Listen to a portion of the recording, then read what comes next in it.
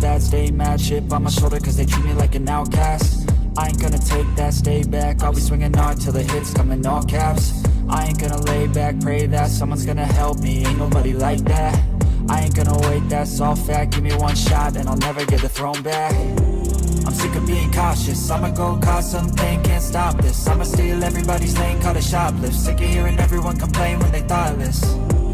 Taste the pain, it's like candy canes. It makes me go change into a better frame, into a better name. Society's insane, we all live for fame, yeah. Cash in the bag, stadium packed. Born a rock star in this life, gon' live it up on the attack. Baby, I'm bad, I just wanna get caught up in this life. I'm crazy, I'm mad, do it no cap. Only God wants you, better go live it up. Cash in the bag, stadium packed. Baby, I'm bad, baby, I'm bad. I got the cash in the bag, stadium packed. Born a rock star in this life, gon' live it up on the attack. Baby, I'm bad, I just wanna get caught up in this life. I'm crazy, I'm mad, do it no cap. Only God wants you, better go live it up. Cash in the bag, stadium packed. Baby, I'm bad, baby, I'm bad. Cash in the bag, stadium packed. Born a rock star in this life, gon' live it up on the attack. Baby, I'm bad, I just wanna get caught up in this life. I'm crazy, I'm mad, do it no cap. Only God wants you, better go live it up. Cash in the bag, stadium packed. Baby, I'm bad,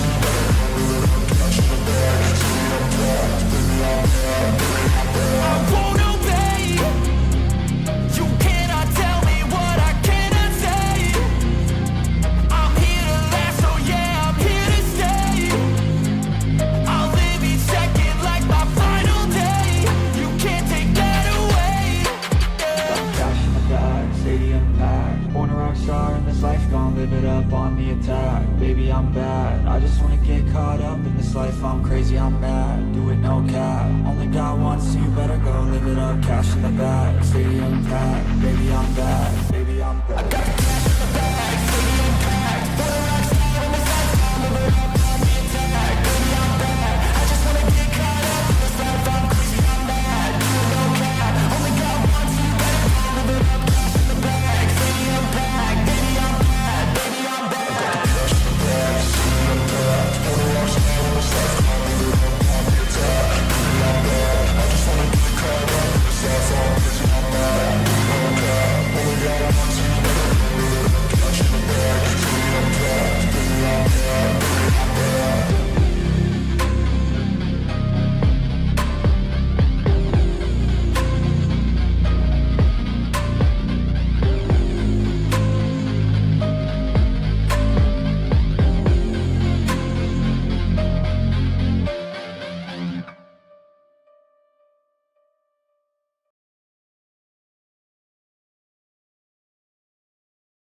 Oh, damn. So I leave for 4 days, and we done captured the president of Venezuela. You know, I said it. I said, you know, if the president of the United States, not necessarily Donald Trump, wants your ass dead, you're fucking dead. They rolled up in that bitch's house, took him and his wife, and got the entire operation done in 3 hours. Man, it feels good being right. He's just lucky they brought his ass back to America to face the consequences that he did to his country. Venezuela is celebrating because that tyrant is now locked in chains in an American jail. You're welcome, Venezuela. And man, it feels good being right. Didn't even kill the son of a bitch. Took his ass in the dead of night and bombed installations on the way out.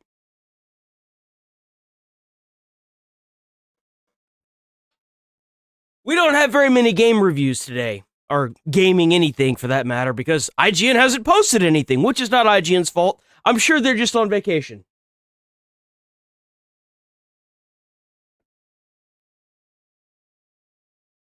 Dude, I was there the day after. It was a beautiful day. And you know what's crazy to me is these lobotomites are still trying to apologize for America stepping in and taking this dumbass. Americans are fucking, oh, we're so sorry for we're so sorry for getting involved with your politics and taking shut the fuck up. Shut the fuck up, retard. Shut up! You're a fucking idiot! Shut up! These are the same people that are trying to say that there's no scam going on with the Somalians in Minnesota. Shut the fuck up! You're a retard. Shut up! You should be able to vote.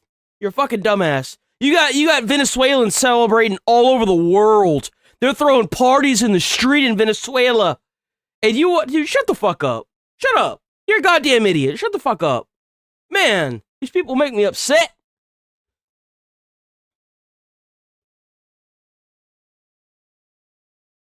Make me upset. Let's get this game and stuff out of the way. We got a lot to talk about.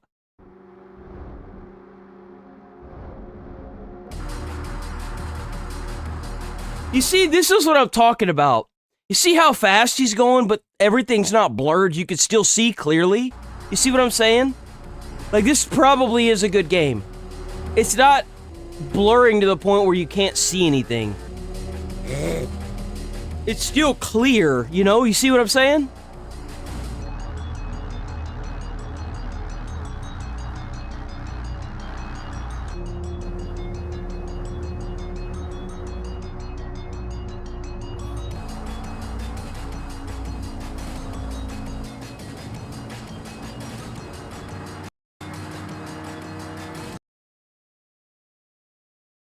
Oh, this is that, like, Minecraft-looking game. I'd imagine, Nigel, your son's probably going to be wanting to play this here soon. Oh, this is 6 minutes long.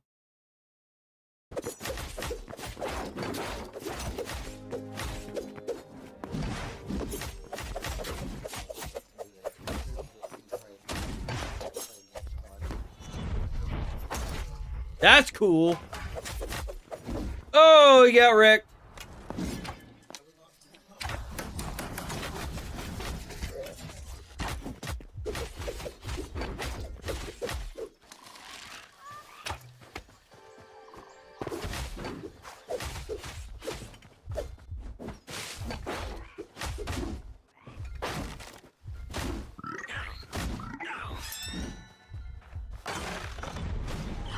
Damn!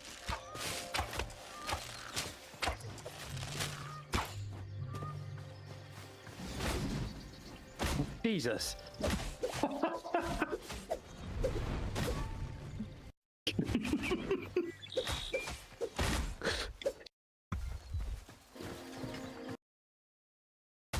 Ow.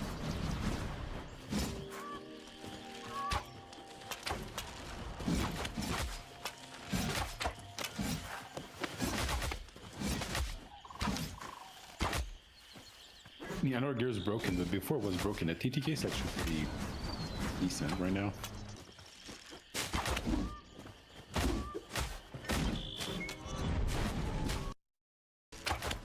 The PvP looks kind of good, I'm not gonna lie. It actually looks kind of good. Oh. Oh.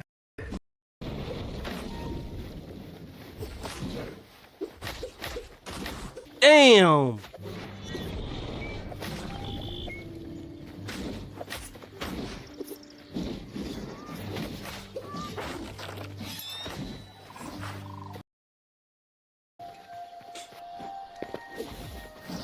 This looks a lot like Minecraft.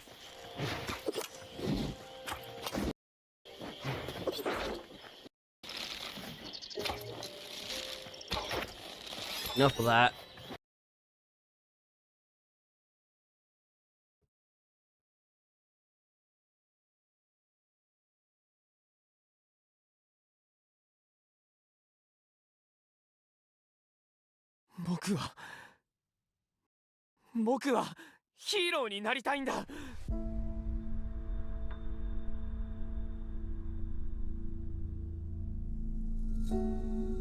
Damn.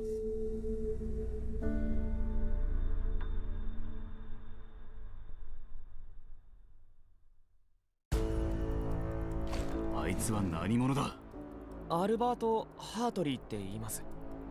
ここは地球じゃないんですか？地球？ここはボルティシアだ。私たちの目的はミュータントの打倒と物資の調達よ。しばらくここで私たちを手伝ってくれないかしら。アルのいたところへ帰る方法も見つかるかもしれないわ。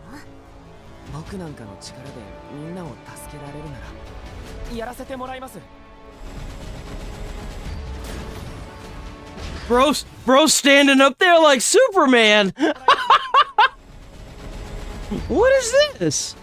This actually looks kind of good. Damn. 俺と戦え。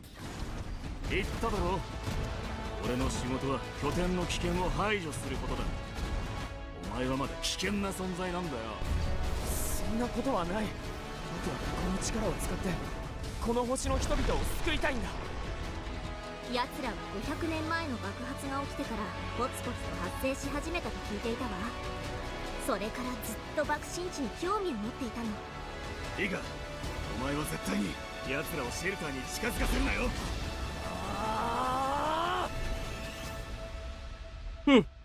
That actually looks really good. Guess we'll have to see more of it, huh? Is this a game? I don't care.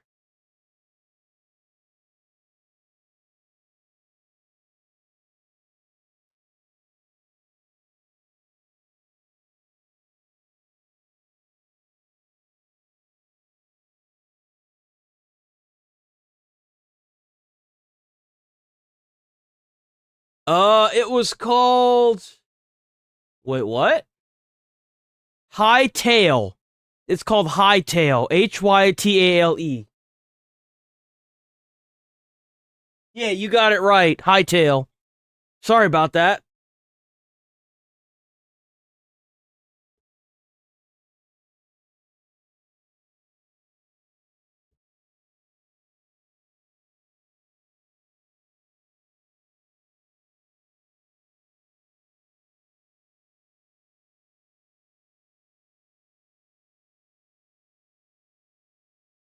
That's it? That's all we got? Let's watch this Ranger Path one and then we'll get into the drama.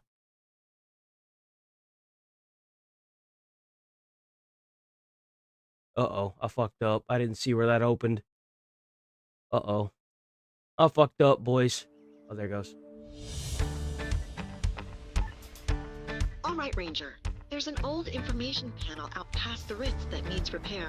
It's pretty far, so take the car part way.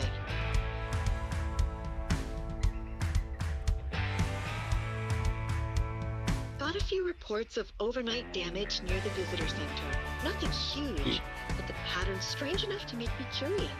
Could be weather, could be mischief. The raccoon?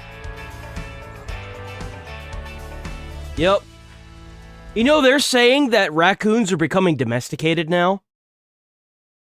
They're actually, like, evolving to be cuter so that way humans take them in like dogs. Ranger, I just heard some hikers spotted a suspicious camp out in the meadow. We've dealt with poachers in this area before. So, we need eyes on this ASAP. I'll handle reporting once you got what we need.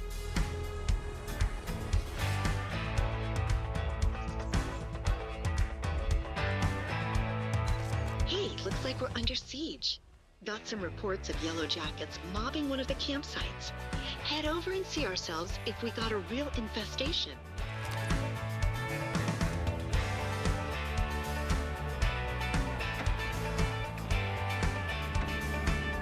Bro, you ain't never gonna do that. You are never in your life gonna walk up to a bee's nest like that and take the top off of it without having any form of, like, without smoking it out or wearing a bee suit. Okay,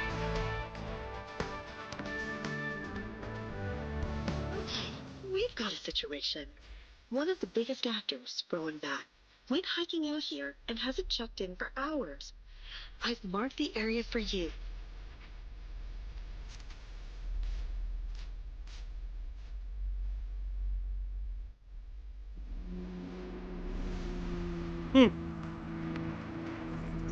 National Park Simulator. Cause you gotta love it, right?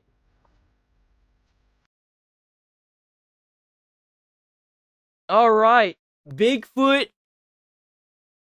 has become a taxi driver, boys. I like these new ones that he's been doing. These are good. Are they? I don't know what the fuck they are, but these have been getting good.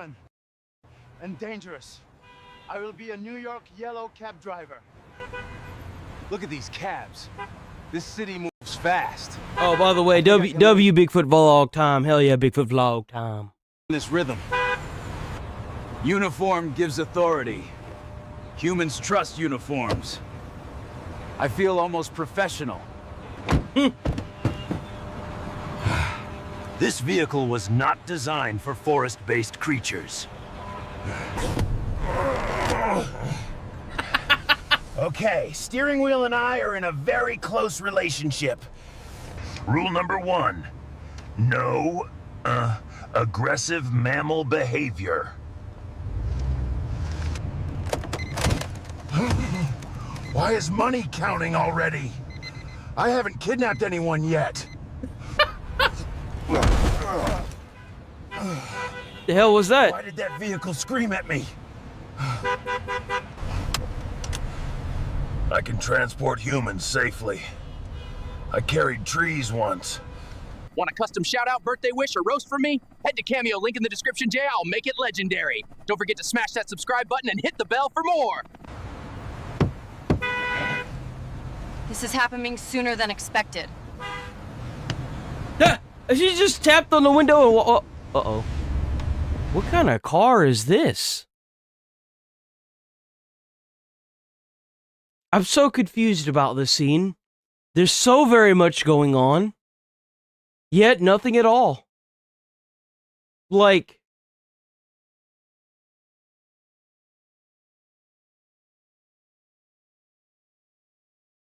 wow. So he's driving in the back seat. The light that's supposed to be on top of the taxi is in the back. The rear view mirror is looking forward, and then there's another. So we're a Bigfoot? I feel like we're getting some heavy lore drop right now. So we're Bigfoot. We're also a Bigfoot.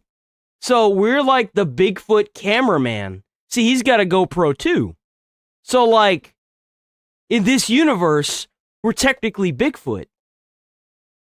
Holy crap, the lore drop. Discuss this, right? I believe time is expensive here. Midtown, yes. Midtown. I know that town. This road feels suspiciously incorrect.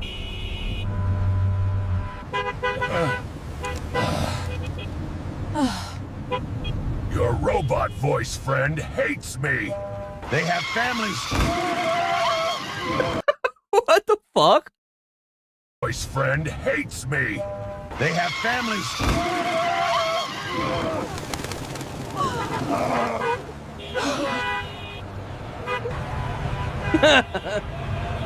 We have returned spiritually.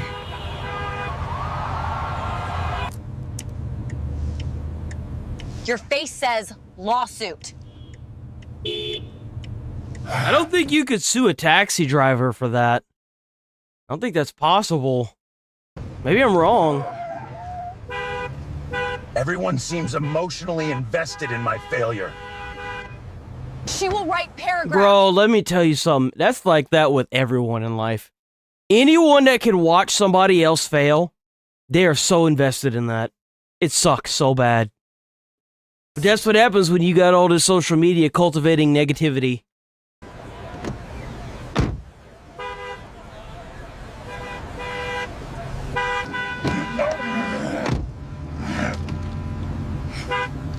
They seem happy about danger. This building invented freedom. That is Statue of Liberty office. Bro, this is gonna be the new generation coming up. Instead of having one phone, they're gonna have two. And they're gonna have like 3 separate accounts through both phones. Trying to like become famous. Watch.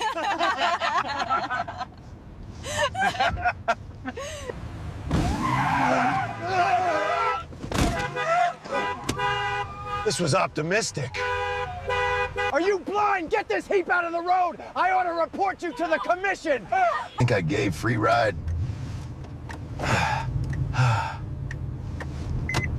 It's a free ride. I do not understand success. Nobody does. Even people that have become successful really don't understand it. Typically, if you become successful in something, it's because you didn't care. You did what you wanted to, like Elon, for example. He didn't care about success. He wanted to create a car company, and he didn't care about it being successful. We did, but, like, to an extent. Car is making forest noises. What the hell is that? Bro, look like you gonna... What is that? Yo, that thingamabob that's coming through the whoosamacaullit, that thing's broken. Whatever that is, that's not normal. That's broken. Yep. Can confirm, as a non-repairman, that's broken. Bro, you ever, like, be in a vehicle? Like, on one of those older, like... For example, like, Chevy? And, like, it has, like... It's the single cab, and... You'll be digging around under the seat, and you'll find... wires being attached to the seat. And you're just like, what the hell is that, you know? Like, what the hell is that? I remember as a kid growing up, my mom always had a Chevy, and it always had, it was always a single cab, right? And the seats would always be so weird. Because, and you know what I'm talking about? It's the truck that has, like, one long seat. It's not two different independent seats with a thing in the middle. No, it's like one long seat. It's that thing that new generations are never going to have to deal with. You know, whenever you sit down and you have shorts on and, like, it sears the, like, flesh to the seat, so you get kind of stuck there whenever you first sit on it. That kind of, like, old school. That felt important.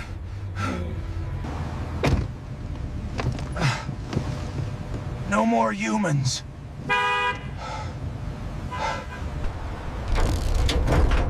I am resting briefly.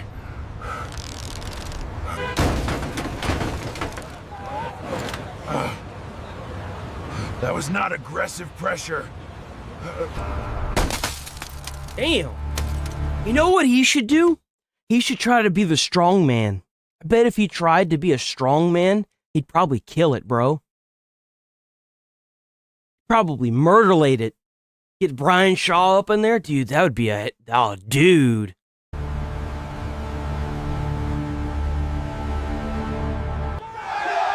Poor Bigfoot.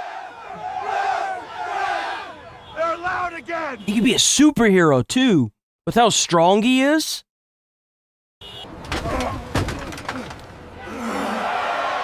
I think I broke capitalism.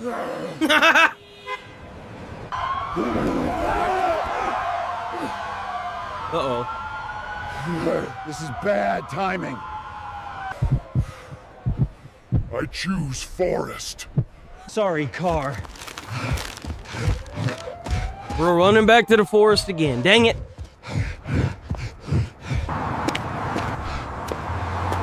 Noise decreasing.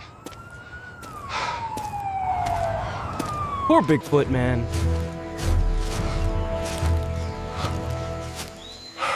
Home accepts me.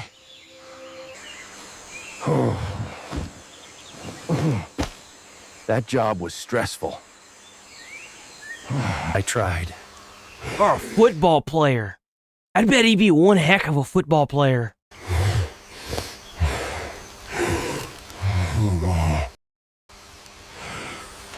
They saw everything. Oh, how's it going, Cross Current?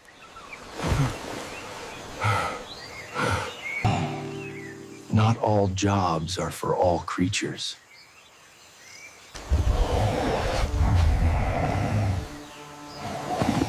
Silence is luxury. Bro, ain't that the truth? Driving requires restraint. W Bigfoot vlog time. W Bigfoot vlog time. Okay, let's get into it. So, Here we go. Let's move all the stuff for... Move that up.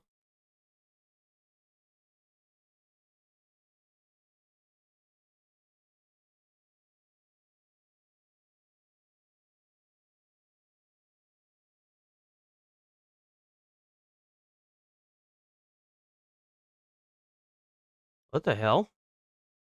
Late last night and early.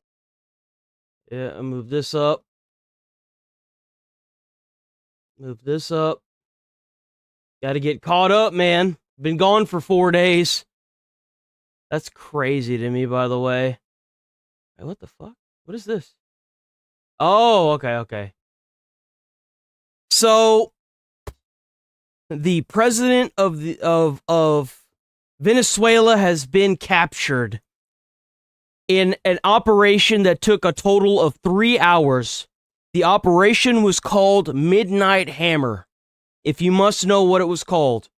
They shut the power off.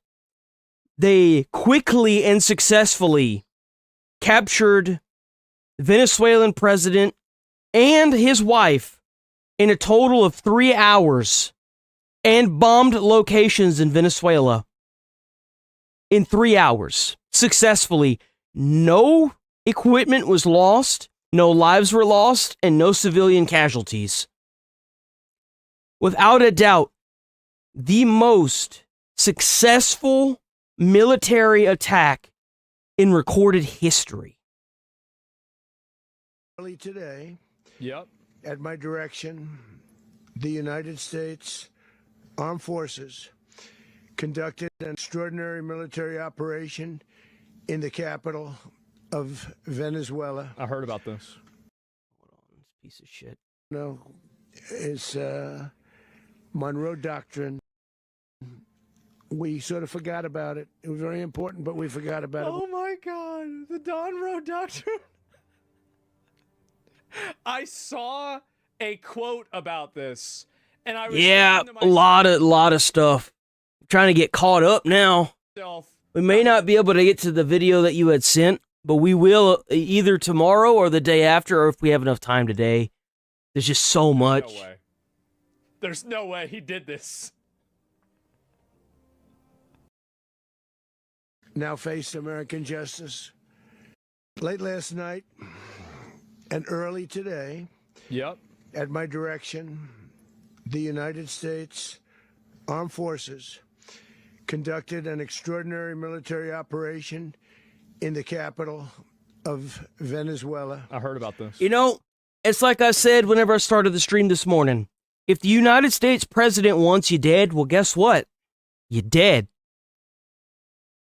Little did I know how wrong a human being could be. If the president wants you captured, well, damn. Overwhelming American military power, air, land, and sea, Yes. was used to launch a spectacular assault. And it was an assault like people have not seen since World War II. But now they did see it. Wow. It was a force against a heavily That's a lot. fortified military fortress in the heart of Caracas to bring outlaw Caracas. dictators. So from what I understand, he was literally about to go into his bunker and they caught him. The timing was so perfect, they caught his ass exactly how they planned it. Nicolas Maduro to justice. This was one of the most stunning, effective, and powerful displays of American military might and competence in American history. And if you think about it, we've done some other good ones like the Iraq attack or on Iran. Soleimani. That was the one, by the way, when Trump killed him, he went out at like 2 a.m. and he just started talking shit about him, saying that like he died like a dog and like why didn't they come in through the front door to arrest the guy, and then he's gonna write a book and nobody gives him any credit. That was that guy. The attack on al-Baghdadi and the Oh no, that was him. No, that was obliteration yes. and decimation of the Iran nuclear sites just recently in an operation known as Midnight Hammer. Oh, that was Midnight Hammer. I thought Midnight Hammer was the attack they did yesterday, or 2-3 days ago. Midnight Hammer. How about All that? perfectly executed and done. No nation in the world could achieve what America. I love how Putin can't even take over smaller Russia, the Ukraine, and we're out here capturing the president of Venezuela. By the way, from what I understand, he was, not only did he not get the popular vote and still take the command of Venezuela, other countries did not honor his command of Venezuela. And the Venezuelans who did not vote for him obviously had a problem with it. So they're happy he's gone, obviously. Achieved yesterday, or frankly, in just a short period of time. All Venezuelan military capacities were rendered powerless as the men and women of our military working with U.S. I love how people actually thought Did a this movie was or a game, The Tomb Raider? It was so obvious this was going to happen. law enforcement successfully captured Maduro in the dead of night. Got his ass. It was dark. It was. I saw the video. The lights of Caracas were largely turned off due to a certain expertise that we have. It was dark. A certain expertise that we ground, space, and maritime operations. As they approached, after securing the indicted persons, the force began to prep for departure. really heard of an operation like this. Oh, here we go. So this is them explaining what happened, right? All on full display in the middle of the night. Nicolas Maduro had his chance. He did. Just like Iran had their chance. So there's a video that's circulating now that Maduro was dancing. The former president of Venezuela was dancing after he had, I guess, antagonized Donald Trump. And, well, let's just say that it will probably be the last happy dance that he has, because... Yep. Until they didn't, and until he didn't. He effed around, and he found out. That's right. He said that. He said that. Let's play that again. He said that. Had his chance. He did. Just like Iran had their chance. Yep. Until they didn't, and until he didn't. He effed around, and he found out. Boys, this is our year. This is our year, boys. This is our year.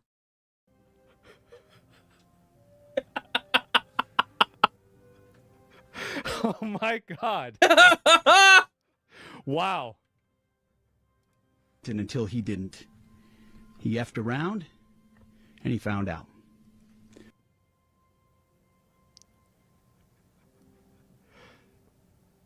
That's right. President Trump is deadly serious about stopping the flow of gangs and violence to our country. Deadly serious about stopping the flow. But he did it for the oil. But they were still transporting drugs here. Guess what's no longer being transported here? Drugs. So hold on, wait a minute. And this brings up another thing. So the United States government was able to catch this little rat fuck in his home under the dead of night and catch him before he goes into a bunker.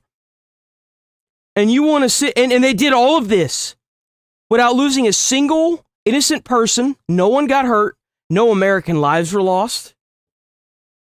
And they were able to bomb facilities that were military based. In one night, in 3 hours. 3 hours they were able to do this. Capture the president and his wife in 3 fucking hours. 3 of them.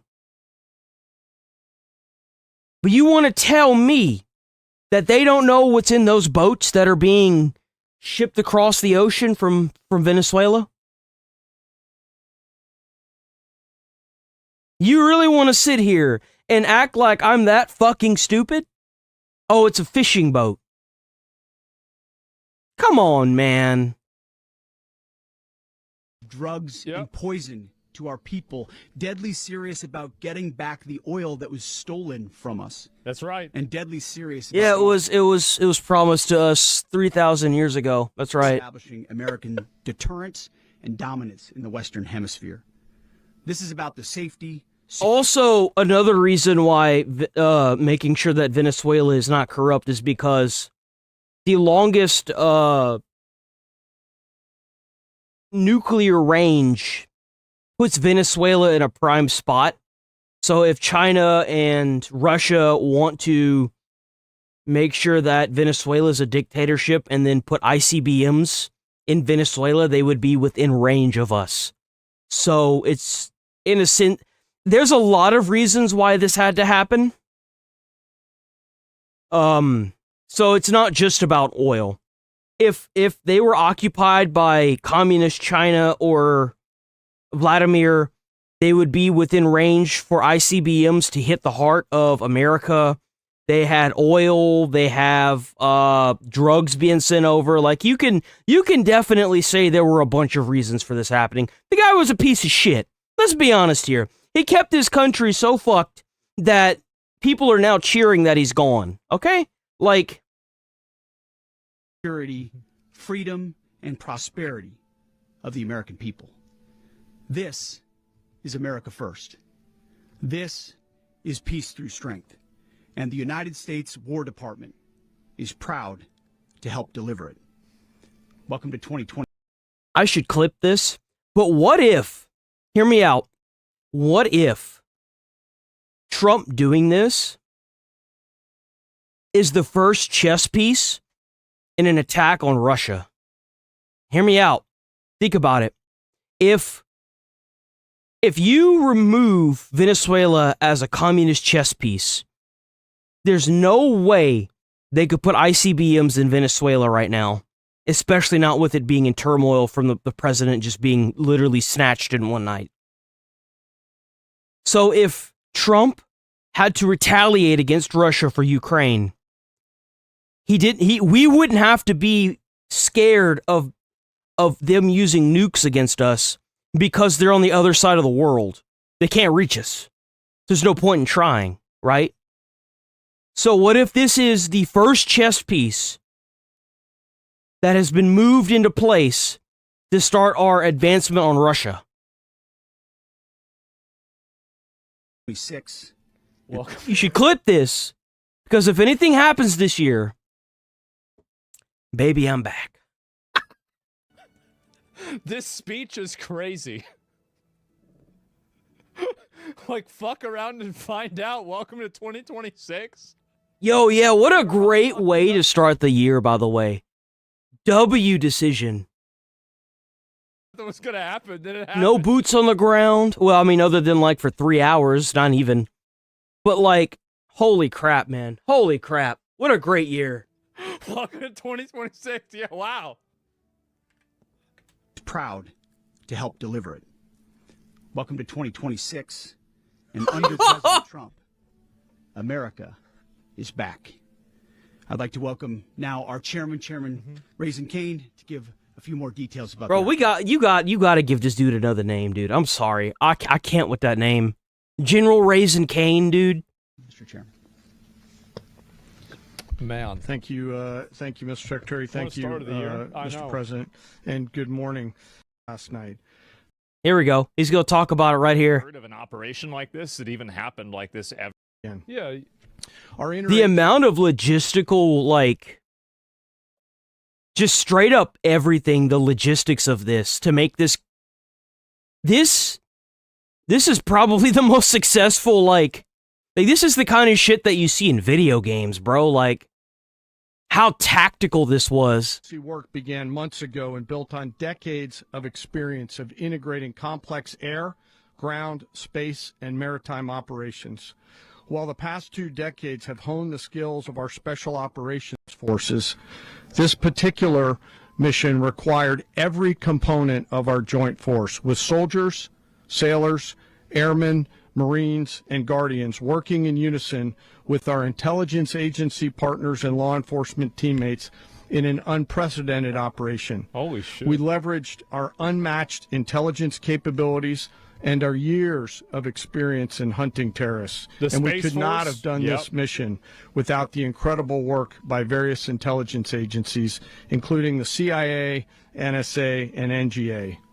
We watched, we waited, we prepared. So allegedly, they were going to do this on Christmas? And I guess the weather just wasn't right for it. We remained patient and professional. This mission was meticulously planned, drawing lessons from decades of missions over the last many years, many missions over these last many years. Yeah. This was an audacious operation that. Think about this. Think about how under wraps they kept this whole thing. How they were able to get in and steal a president literally in 3 hours. And you can't tell me these guys haven't been on some badass missions before. I bet these guys have done some shit that we'll never hear about. Only the United States could do. It required the utmost of precision and integration within our joint force. Yeah, it's actually apparently the people that, because people were shot, obviously, they went in and used full non-lethal. Well, I mean, they did use lethal force, but they did it. They aimed for legs and limbs to like disarm. No one was. I don't believe anyone was actually killed whenever they were trying to get the president. Now the bombing, on the other hand, obviously that's different. But ridiculous. Like I haven't even really heard of an operation like this that even happened like this ever. That was this efficient and this clean. Like I think about it, right? Like when the fuck would this ever happen? And the word integration does not explain the sheer complexity of such a mission. Space Marines, yeah. An extraction I guess so the last precise, one, the Iran one. it Yeah, that was involved more another than really big one. 150 aircraft The Iran one was launching huge. across the Western Hemisphere in close coordination, all coming together in time and place to layer effects for a single purpose, to get an interdiction force into downtown Caracas while maintaining the element of tactical surprise.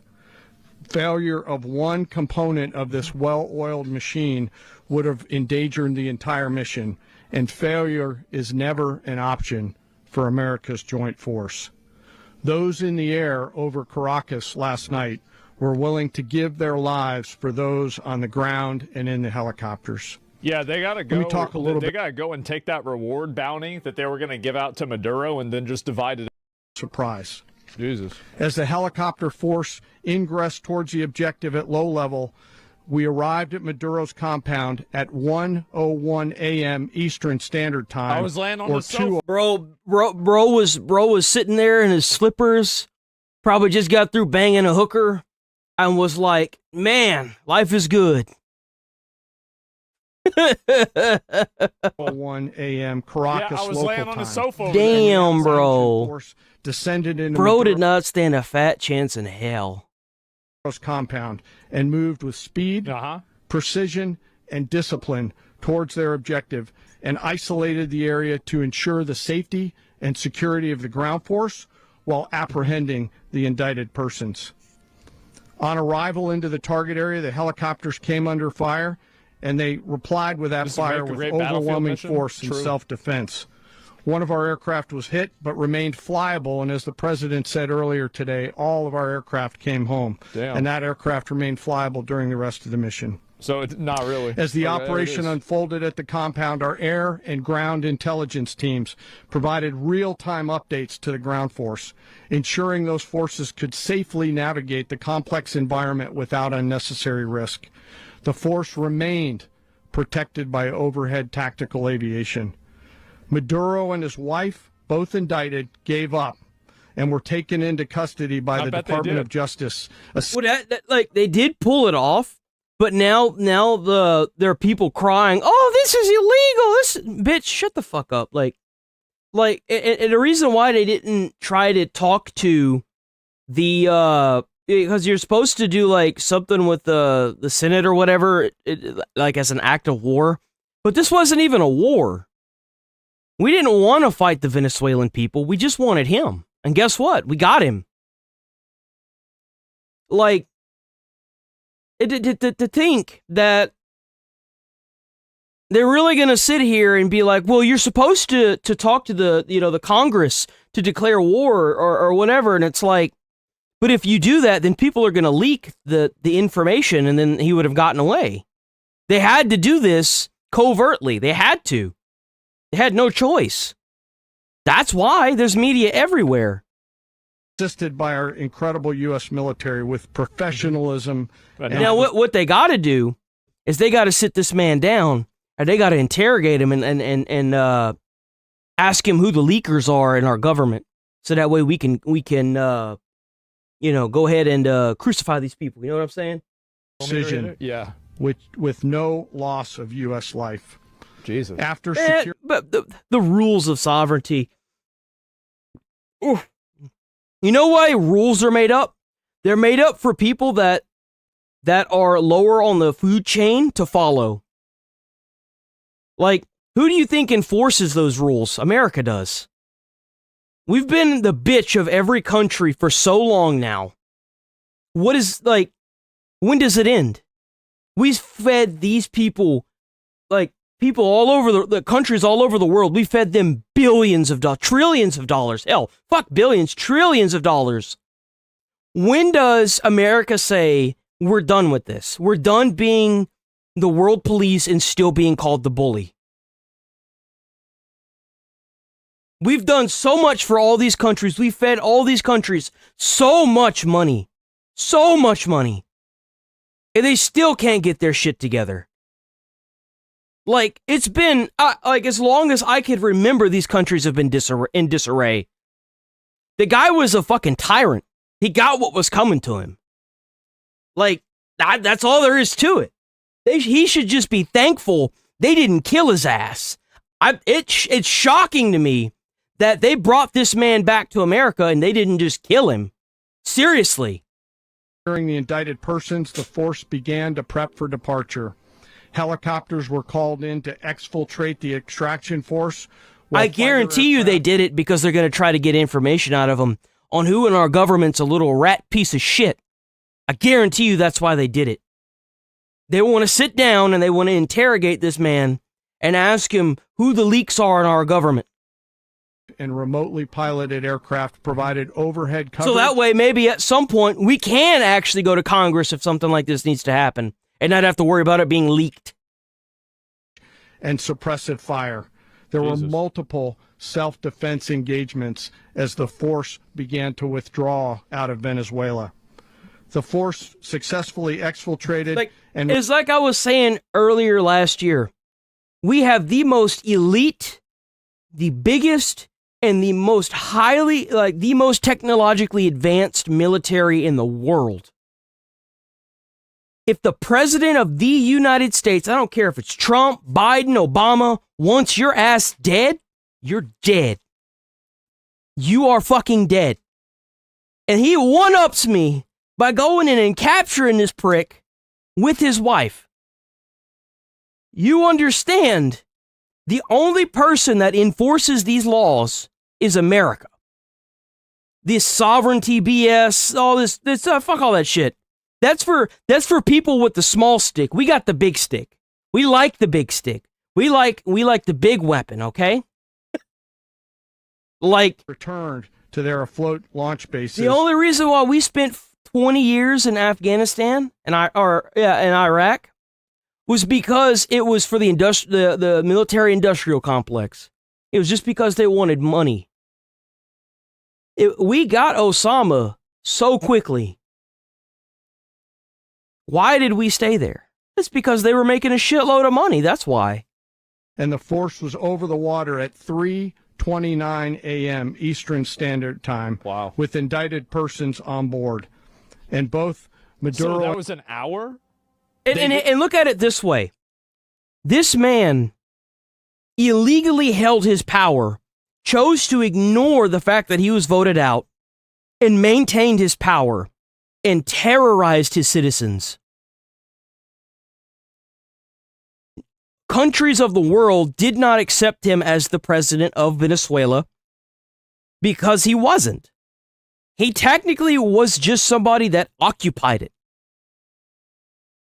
People are now cheering in Venezuela. They're so happy that there are people from Venezuela all over the world that have had to flee because of this scumbag. And we just fucking went in there and popped him like a fucking pimple. We removed his ass. We did. We took him right up out of his bed. And you know what? Someone had to do it. Shit. Just in an hour? Or is it 2 hours? 3. It took 3 hours from start to finish. Yeah, basically like 2 hours. Oh my God. I didn't know because the time zones. And his wife were embarked aboard the USS Iwo Jima. In closing, what we've witnessed today is a powerful demonstration of America's joint force.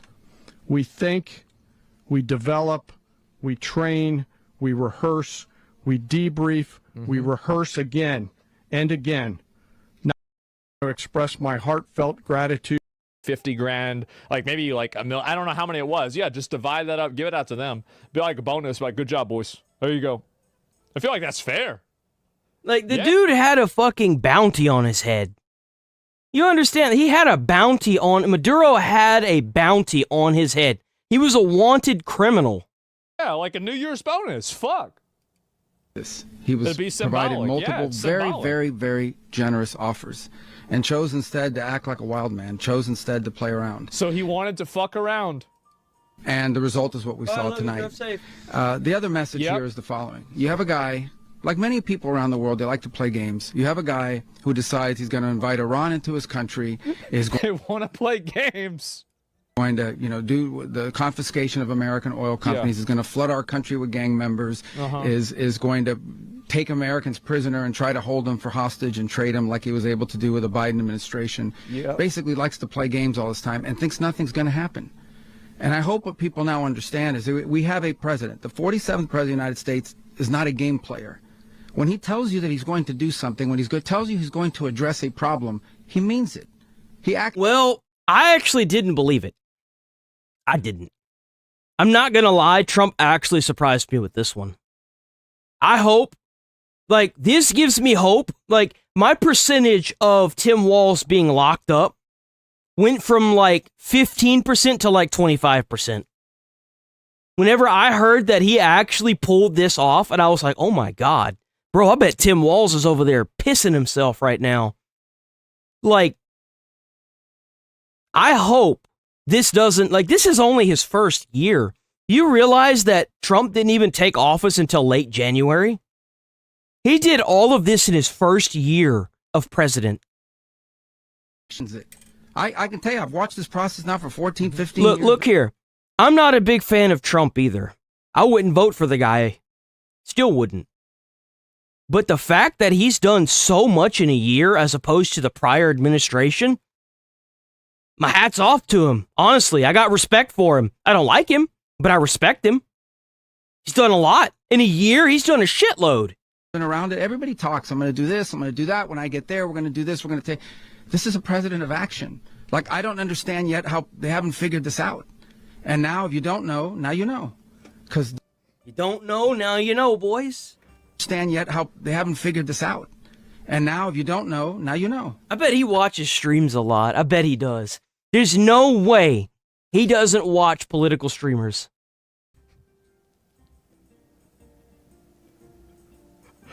Oh my God. Wow. Man. Play the Biggie song? Yeah, I guess so. Hey, let's move on from this video. We've been watching this for a minute. I might watch that in a little bit.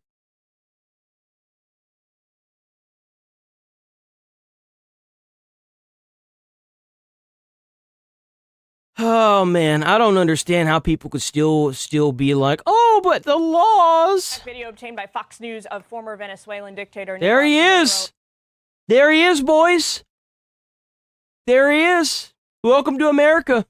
In DEA custody there on your screen as he arrived in New York City yesterday evening.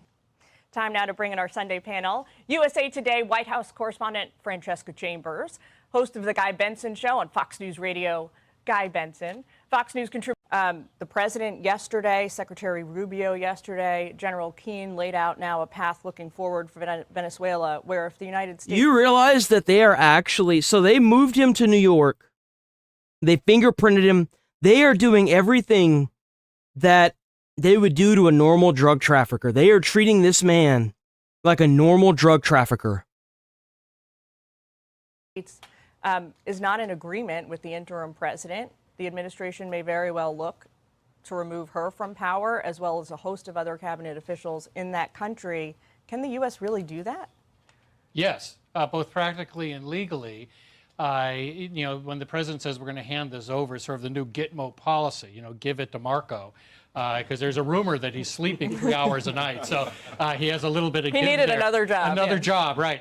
But the fact is that this is squarely within the previous case of Noriega in terms of the law enforcement aspects, and they really ramped that up by having law enforcement personnel in the extraction team to put him under custody, take him to New York. That seems to be iron-plated, and I don't think... Do you think they'll do the same thing to Tim Walz? I'm so curious. Are they gonna try to do it under the cover of night, or do you think they're just gonna walk his ass out of his house in handcuffs? Girls what do you think? Any more successful than Noriega was. Now, in terms of the aftermath, from what I understand, they're also trying to deport Ilhan Omar now. They're trying to get Trump is going as far as relooking at sovereign citizenship just to get rid of Ilhan Omar. Yeah, presidents are allowed to regime change, to engage in nation building. You can't have a judge that says, I'm not going to allow that. That's within the Article 2 powers of the president. You can object to it. You can say that that's not a policy we should pursue. But absent some countervailing act by Congress, and I'm not even sure they could go very far on that, I think that he's in a good position. It's been done before. Guy? Bro, he looks like Dr. Disrespect here. Good position. It's been done before. Guy, here's Rep. Alexandria Ocasio-Cortez on X yesterday. She writes, this is not about the drugs. If it was, Trump wouldn't have pardoned one of the largest narco traffickers in the world last month. It's about oil and regime change, and they need a trial now to pretend that it isn't, especially to... You know what's crazy? That he talked about this. Apparently, the narco trafficker was treated very poorly while he was in our custody. That's why he did it. And to be quite frank, if they decided to take, I can never think of this dude's name. What the hell is this guy's name? What is the name of the former Venezuelan president? Maduro. It's funny because it pops up now as him being the former. If they were able to extract out of him from Maduro who the rats are in our a government that is relaying information to these communist parties, we should lock those people up forever. And if Maduro decides, if Trump decides to give Maduro a pardon and be like, stay out of presidency, here's an island, go fuck off over there or something, I think I'd be okay with that, honestly. He's not in power anymore, it's over. Like, it's donezo. From Epstein and skyrocketing healthcare costs. That is a zinger. What do you say? That's a pitiful response. You should talk to the people of Venezuela or the Venezuelans in New York, with the diaspora of Venezuelans celebrating all across the world. With the fall of this regime, Maduro was never the president of that country. He's an illegitimate, or was an illegitimate dictator. Because he didn't win. The last time they did elections, he didn't win. That's the reason why. Look forward to the they day didn't like him. Soon that the Venezuelans will have self-determination. What an achievement by our military, another flawless operation. I think politically, Jillian, the American people are willing to see the military leverage. Greet us as liberators, and another Justice Department, I would say this is a slam dunk, and I would agree with Jonathan Turley. This side, in this case, maybe not a war, but went into and the allegedly China is like, oh, we don't agree with this, and it's like, well, what you gonna do about it? Hello? Like, what are you gonna do something about it? Venezuelan soil. Here we go. And abducted their dripped out dictator. Check out Decoy on YouTube. WDecoy. Dictator with surgical precision. And as actual Venezuelans are celebrating, for some reason, American liberals are... Here we go, boys. You know we got to talk about the retard flip side of this. We got them lobotomites. We got to address the lobotomites. We got to give them their 5 seconds of shame, right? outraged, immediately protesting in New York City. As Trump derangement syndrome runs so deep, leftists, yet again, are forced to cheer for everything they're allegedly against. As last night, Trump deployed Operation Absolute Resolve, with attack Absolute Resolve, that's what it was called. Yo, some of the footage that they got from the helicopters blowing up the facilities were badass. Venezuelan skies, striking several military sites. Look at that. Those are people, those are civilians that just so happen to be awake during it. With heavy Look at shelling that. throughout the night.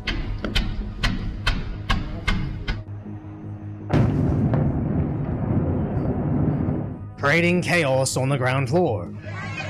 No civilians were hurt during this either. W. Look at that, With dude. massive amounts of destruction.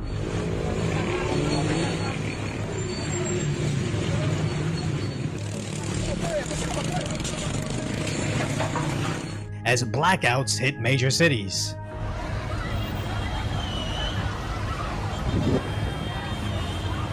President Trump proudly announced he had taken their dictator, Maduro, stating he has now been captured and flown out of the country, posting this "Find Out" meme, as Operation Absolute Resolve was an absolute success.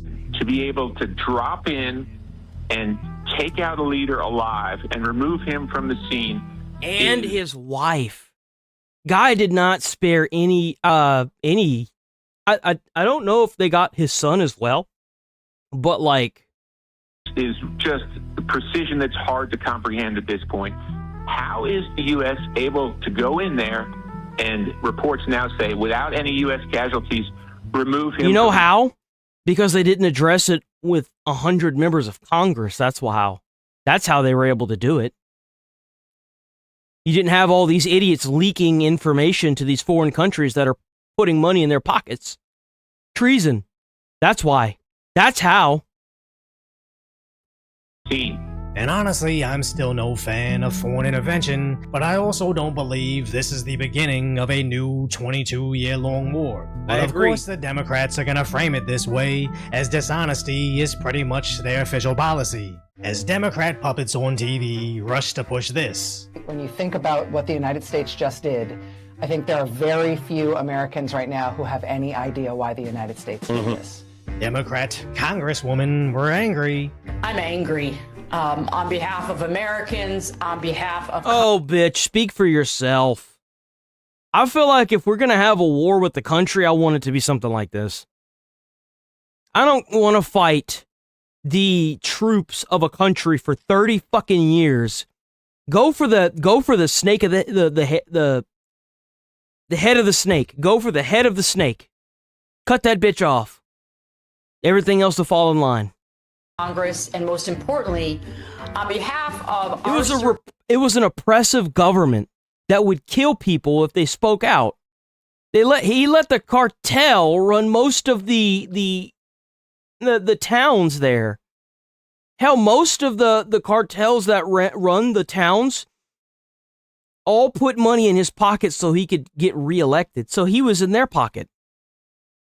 Come on. service members who were put in harm's way. But at least one Democrat senator did speak up on behalf of our military. But it didn't stop the rest of the party from using this as an opportunity to ask for more money. It's sad because the Democrats openly admit they knew next to nothing about the hows or the whys on this attack. But since it's President Trump, Democrats have to default to being against I was it. going to say, I feel like a lot of this is just because it's Trump. If it had been a Democrat that did this, it would have been like everything would have been reversed. Like, obviously. As social media users immediately feign anger, sharing their expertise in international law. To take their president. Who the hell enforces international law, dimwit? Who do you think enforces international law? We do. We're the ones that made it. well, us and a massive amount of other countries, but like, we own the big sticks. We own the biggest weapons, the best weapons. We have the most money. We're the richest country in the world with the biggest military and the most powerful weaponry in the world. We have the richest men in the world willing to let us use his satellites at any point in time. Like, come on. And then saying you're going to charge their president with criminal charges in our country is such an insane breach of sovereignty. I'm like, so shook. Claiming we're now at war. We're officially at war. Yeah, for 3 hours we were. With the president of peace at the wheel of the ship. With Venezuela. You know, all things considered, he did do that pretty peacefully. The fact that he was able to get in there without hurting any civilians, no troops' lives were lost, other than the ones that got bombed or maybe shot, but like, from what I understand, they were all non-lethal, like, shots. Like, they didn't kill anybody, from what I understand, whenever they got the president and Maduro and his wife. So, in a sense, it was kind of peaceful. I mean, other than the facilities that got blown up. Announcing our own soldiers. Yo, so it's being reported right now that Caracas is under attack. This is a message for all active duty. If you ever get this, I want you to know something, that if you are in the Navy, if you are in the Air Force, and you are behind the bombing of Caracas, Venezuela, America is not behind you. You will not be celebrated as a hero. You're a piece of shit. Then asking our enemies to take our president. I think I speak for all Americans when I say any country is welcome to kidnap our president. But at least some liberals aren't idiots. I am Trump's #1 hater. I am also Venezuelan. And let me tell you, for all of you that are commenting on social media, oh my God. I love how these people seem to think that you realize that you are backing an authoritarian dictator that has killed any opposition that have tried to vote or just straight up ignored them whenever they've been elected as the president of Venezuela. So, you think you know more about Maduro than the Venezuelan people that have had to flee from the country all over the world. Come on. War, we didn't sign for this. I don't know what's wrong with these people. Don't ever try to reason with them. They are fucking morons. Do not try to reason with these people. You are asking for a headache. Venezuelan that is not working for the government, the dictatorship that has been in place for more than 25 years, we are stoked. And hopefully this is a red pill moment for her, as it's easy for the Democrats to lie to you through the TV, celebrities, and social media censorship, but once they try to push through a lie about something you are an absolute expert in, you should then realize everything they've told you is also likely a lie. Well, that didn't stop all these so-called experts out there that seem to know everything about everything whenever they get on these fucking these broadcasting stations like MSNBC, ABC, BBC. They're all fucking idiots, dude. There's no experts. You know why there's no experts? Because the last time we went to war was in like the fucking 70s or the 80s. It was even old. Like, when was the last time? Like, in Iraq wasn't even a war. It was America's military industrial complex trying to get money off of the waste and loss of trying to like fucking occupy and take oil from Iran and Iraq. Like, that's all it ever was. City from immediately. Whenever I see this and I think about, oh, we did this in literally 3 hours. It's done. It's over with. Like, what the fuck? This completely organic and not foreign-funded protest. A massive criminal bombing campaign on Venezuela.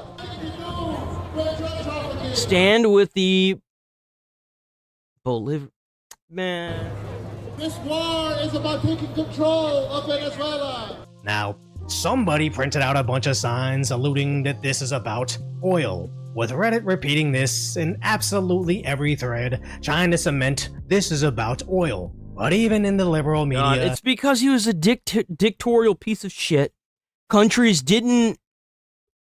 they didn't acknowledge him as the president of Venezuela because he didn't win the last election. If he was... if China or Russia or Israel were trying to put nukes in Venezuela, they'd have range of our home country, America. They'd be able to hit us with nukes. And they were sending drugs and fentanyl down to the frickin' coast of America. Like, come on. Like, what are we doing here? The place is run by cartel. The citizens are frickin' oppressed like crazy. Come on. Venezuelans correct the record. How often do you hear the phrase blood I for don't oil? think I've seen a single Venezuelan come forward and say that this isn't okay. In Venezuela. I love these American idiots that seem to think that they know better than Venezuelan people. That we absolutely need to reframe here. And I am certain that every Venezuelan will support what I'm about to say. He's essentially a dictator. For 25 years, he has been torturing, imprisoning people, leading to the largest refugee crisis practically in the world. So this is absolutely not about oil. This is about us as a nation wanting to come back to the fold of Western democratic nations. As the left's propaganda machine is getting desperate, where they previously propped up minority and immigrant voices, but now they're saying the exact opposite of the liberal elites, so nobody is buying their blatant lies anymore. As they recently called this a Venezuelan fishing boat. It is. Now You're absolutely right. It is better for everyone in the world that this happened. Everyone. Conveniently forgetting how Maduro's forces literally ran over protesters. And these are the people. These are the same people. These are the same people that are trying to tell you that there's no scam going on in Minnesota with the Somalis and the healthcare and the childcare. These are the same people that are advocating for a dictator that runs over people in his own streets with vehicles, have mind you, because they are protesting him. Why would we listen to you? You're stupid. You don't know anything. Now Biden was also saying millions suffered under Maduro, constantly slamming President Trump because he allegedly admired him. As if this same exact attack occurred under the Democrats, every single leftist would be cheering it on, proving once again the left isn't necessarily against the overthrowing of a literal... No, it would never happen on the left. That's the problem. You see, if the Democrats had won this past election, we'd all be dressed in tutus for work. We'd be fucked. Dictator. It's just that the Trump derangement syndrome has completely cut out their ability to think critically. But forget what American leftists think when the Venezuelans are ecstatic, celebrating everywhere in the streets. Look at that. Look at all the people that are just happy. They're all celebrating. They've got American flags. Look. That's how you know it's a foreign country. These are all the country's flags. And then you got an American flag. Why can't we have people doing that? Like, how come it is whenever you see an American flag in a protest in America, it's either on fire or it's like very, very seldom seen? I'll tell you why, because they're all paid protesters. Literally crying tears of joy. Whoops. Felicidad, tantos años esperar esto, Señor. Esto no tiene comparación. Gracias, Dios mío. These are historical news. This is history in the making.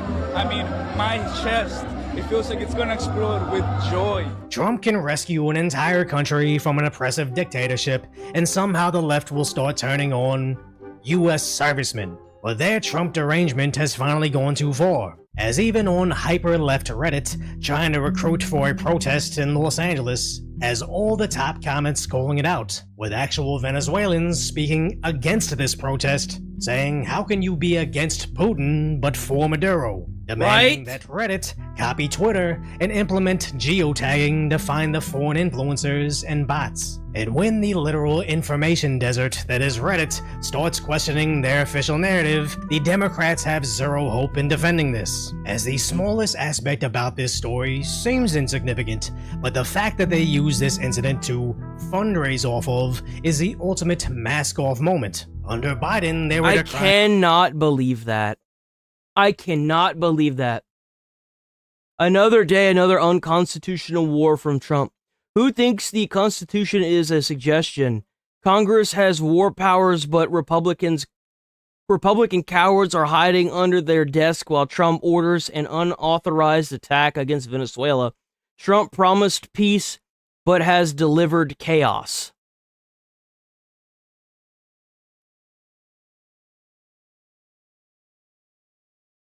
That's crazy. And this is for a GoFundMe, if you're wondering.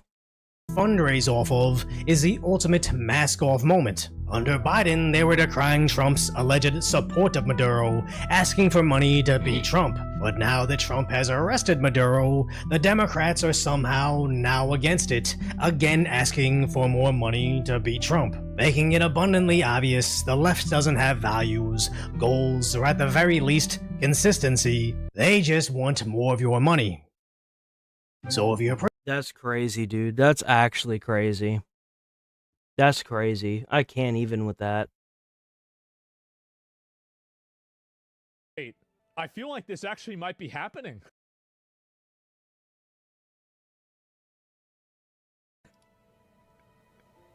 Holy shit.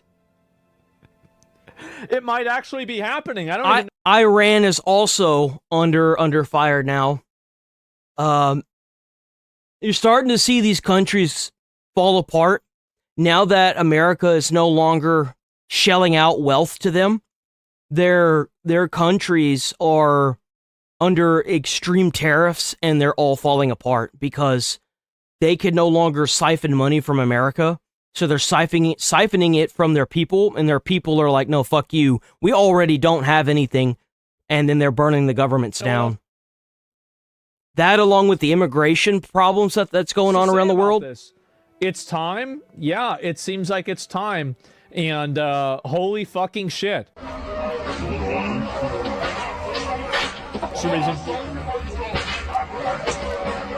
Yep. Holy shit. Look at all this. Iran and Saudi Arabia are adversaries, or Iran and Qatar, or, you know, Israel and Saudi Arabia are to some degree rivals or adversaries. But the difference is that they're not bombing each other, right? At least not like the way that Israel and Iran are bombing each other. Israel and Iran are bombing each other like fucking crazy.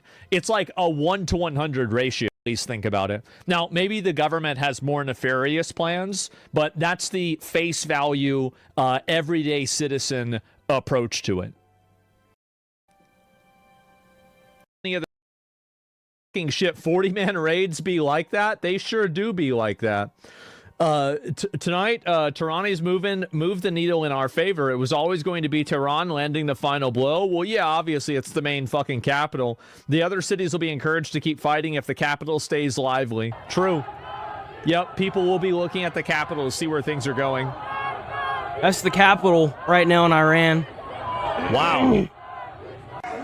Not gonna lie, I'm really happy for the Iranian people. Less Islamic terrorism is good for the whole world. You're goddamn right it is. Yes, it is. Absolutely. Yeah, get those nutballs All out these oppressive regimes are falling. Death to the dictator?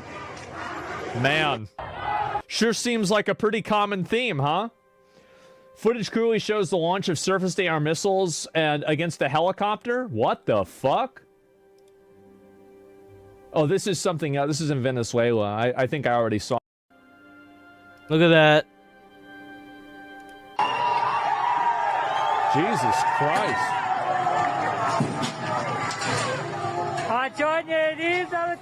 Oh my God. What's also... Bro, these people are tired of being oppressed by these governments and these rich and powerful people. They're sick of it, man. They're sick of being oppressed. Crazy about this is it's been going on for a week.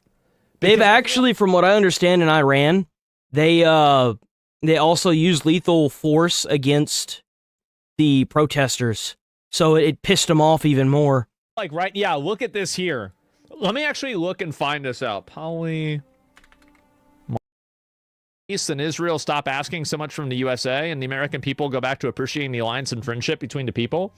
It is definitely better for us if Iran doesn't have a crazy nutball government.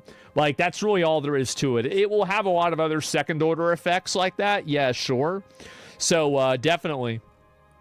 You think taking Maduro had anything to do with that spike? Absolutely it did. Yeah, because the thing is that now that Trump is actually doing something about this stuff, 100% people are like, oh, fuck.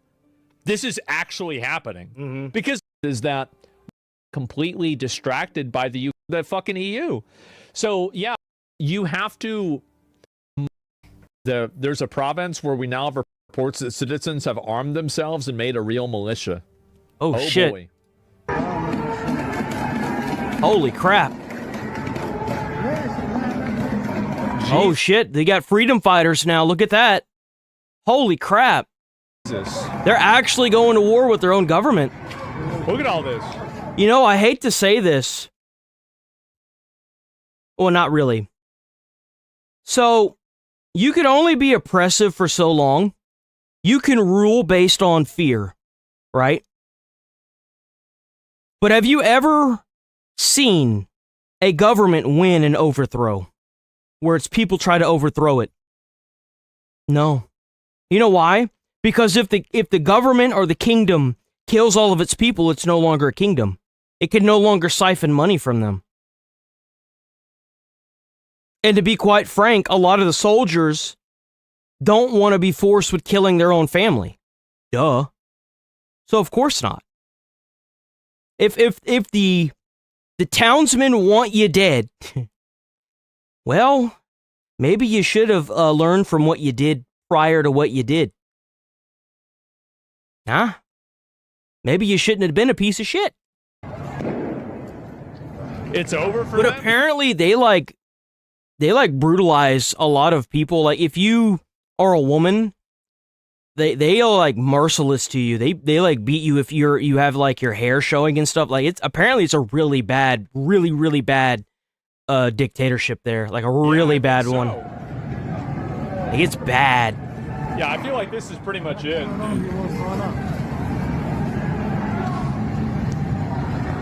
And took to the streets as nationwide anti-Islamic protests came out. What is this? This is new. Holy.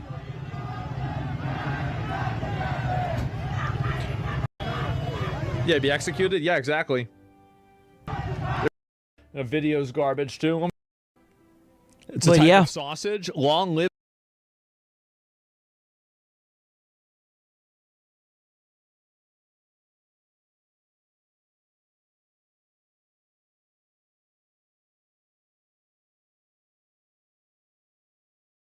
I wanted to watch this right quick. I thought this is going to be America's this year. This is America's year, right? This is our year, boys. So this is what happens whenever you think that you're going to stroll up onto someone's house, at least in Texas. Asian caught on camera, but the unsuspecting homeowner winds up pulling a gun on his attackers. I'm Jory Rand. I'm Michelle Fisher. That homeowner speaking out about the frightening ordeal to Eyewitness News reporter Sophie Flay. She is live in Koreatown with that story for us tonight. Sophie. Michelle, we spoke to the man who defended himself and his family after two intruders tried to enter his home. He wanted to remain anonymous because this is still an ongoing investigation. Terrifying surveillance video shows a masked intruder with a gun run up to this mid-city man about to walk in his front door. The homeowner pulls out his gun to defend himself, firing shots at the two intruders. Bro, he was ready. Quickly entering a shootout. I guess they decided to try to come at me and come in the house, but I have a 5-month-old baby and a wife, nanny in the house, and that wasn't going to happen. There was nothing in my house that was worth dying for, but I was willing to die for my family. The shootout happened Saturday night around 7:30. The homeowner walks to the front door, grabbing for his keys. Two intruders jump the front gate. One intruder runs up to the front door. The Mid-City man throws his tea, pulls out his That looked like a coffee to me. That probably burned. gate. One intruder runs up to the front door. The Mid-City man throws his tea, pulls out his gun. You see, in this instance, if this man had shot and killed them, then rest in piss, you won't be missed. Bro, could be... I don't like this mentality that our government's trying to push at us of, well, if you shoot somebody, you have to, like, start doing... No, dude, I'm going to empty clips into him. I don't care. I'm not even kidding. If you try to run up on me, I'm always carrying. You try to run up on me, and I always have 2 magazines. I always have 2 magazines. I'm emptying both of them. I don't care. I'll sit in court with a smile and be like, yeah, I did it because he's a piece of shit and the world's better off without him. Or them. I don't care. I don't care the age, don't care the gender, don't care what's going on with them.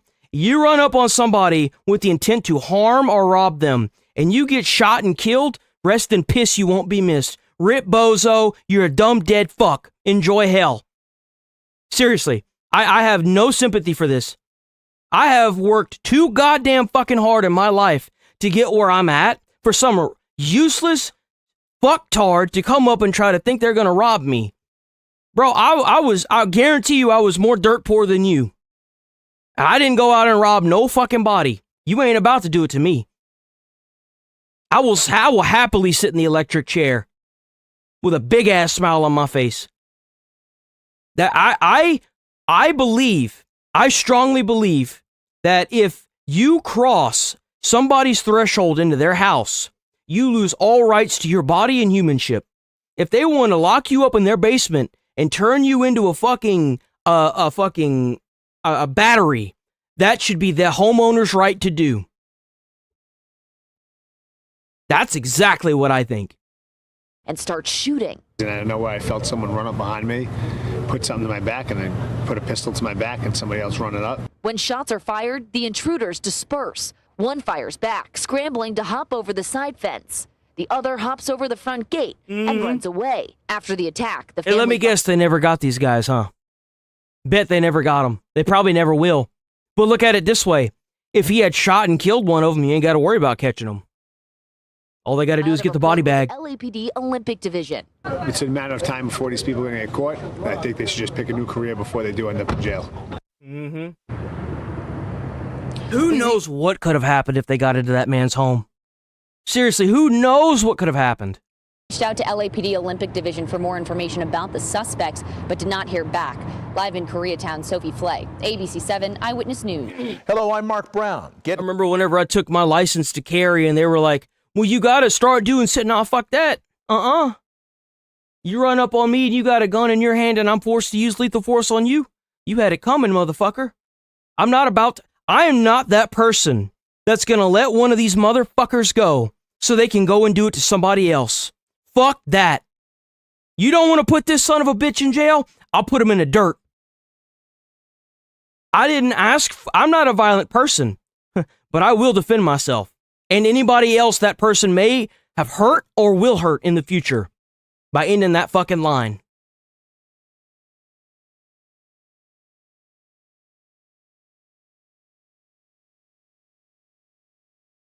So the immigration problem is everywhere.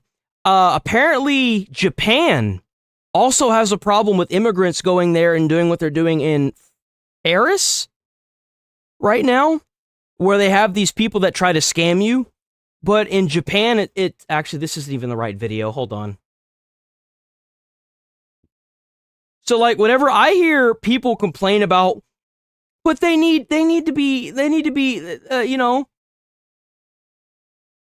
citizens, people that are trying to flee from other countries that are shitholes, that are going to all these other countries. Well, maybe you should stay in your own goddamn country and overthrow your government, like all these other people are doing. Where the f Aspen Gold TV? Hold on, because this is a better video right here. Check this out. Yeah, here we go. I exposed scammers in Tokyo. As I said, my guess for this video is that they were not actually Japanese people. Now, am I going to be right about that or not? So we covered a video where this guy was recording and then he got hit in the back of the head by some black dude, right? It was a white guy that was walking around China. Let's go down. A fellow American here we go. who moved. There we go. These people. So we got them in Somalia trying to threaten, I think it's like Nick Schlepp or whatever with the Somalia thing. You got these people in Paris or France trying to slip bracelets onto your arm and then beating the hell out of you whenever whenever they get confronted. They're in Japan doing this. They're like, these people are everywhere. And you wonder why so many of these countries are retaliating against their government because of these immigrants that are coming in. This is why.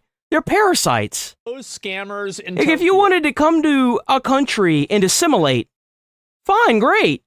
But if you're just sitting there and being parasitic and taking, it's time to go back, bro. As I said, my guess for this video is that they were not actually Japanese people. Now, am I going to be right about that or not? I wonder. You're a drug dealer, you're a pimp.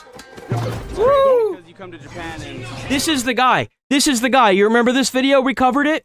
This dude walked up out of nowhere and just hit him in the back of the head. He's a scammer.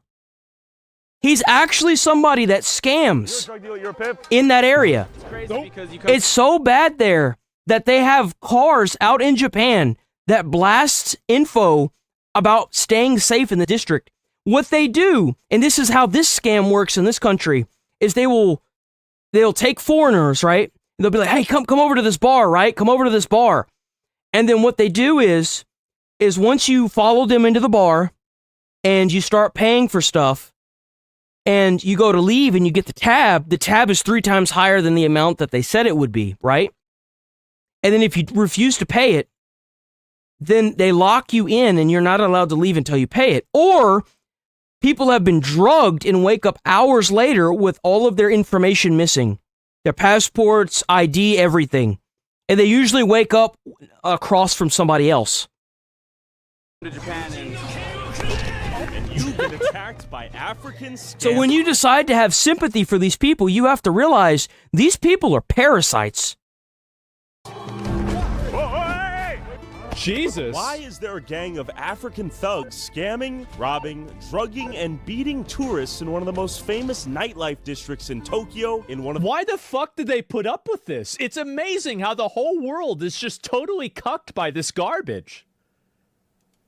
The safest and most ethnically homogenous countries on Earth. Oh my God. My wallet was stolen, everything. And I woke up next to another guy who the same thing had happened to. So I had to check in on America's greatest ally, Japan. Back up, back up. Hey. I'm honored to die for my country. I'm not gonna fuck my country to any foreigner. Somewhere. Base. Oh, we're thieves? Uh-huh. You're a fucking criminal attacking people. All right, prepare for the They actually find the guy that attacked that dude in that video that went viral. They find him. They're running away? Nigerians. And here's the crazy part. There's so many of these parasites that are there that what they'll do is that, like, for example, he had a security team and a group of people that were following him around Japan, right? And what they did is they all grouped up together in, like, an alley, and they tried to, like, lure him and his camera team and his guys down the alley, and the security guy was like, "Nah, don't go down there.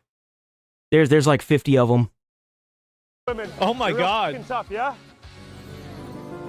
And the guy that got hit in the back of the head, he went to the police, had the dude's face on camera, and the police pretty much told him that they were like victim blaming, that it was his fault. Because the area that this is in, is so dangerous that he should always keep his head on a swivel.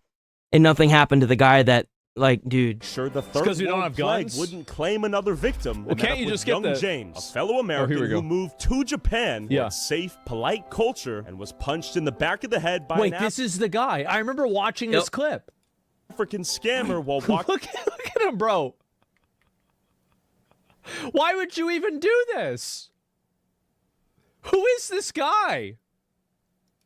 While walking through Kabukicho. I think your friend behind us, legit. I swear to God, I think it's your friend. I think we found our friend here. There he is. There he is. There he is. There's the guy. That's him. Huh?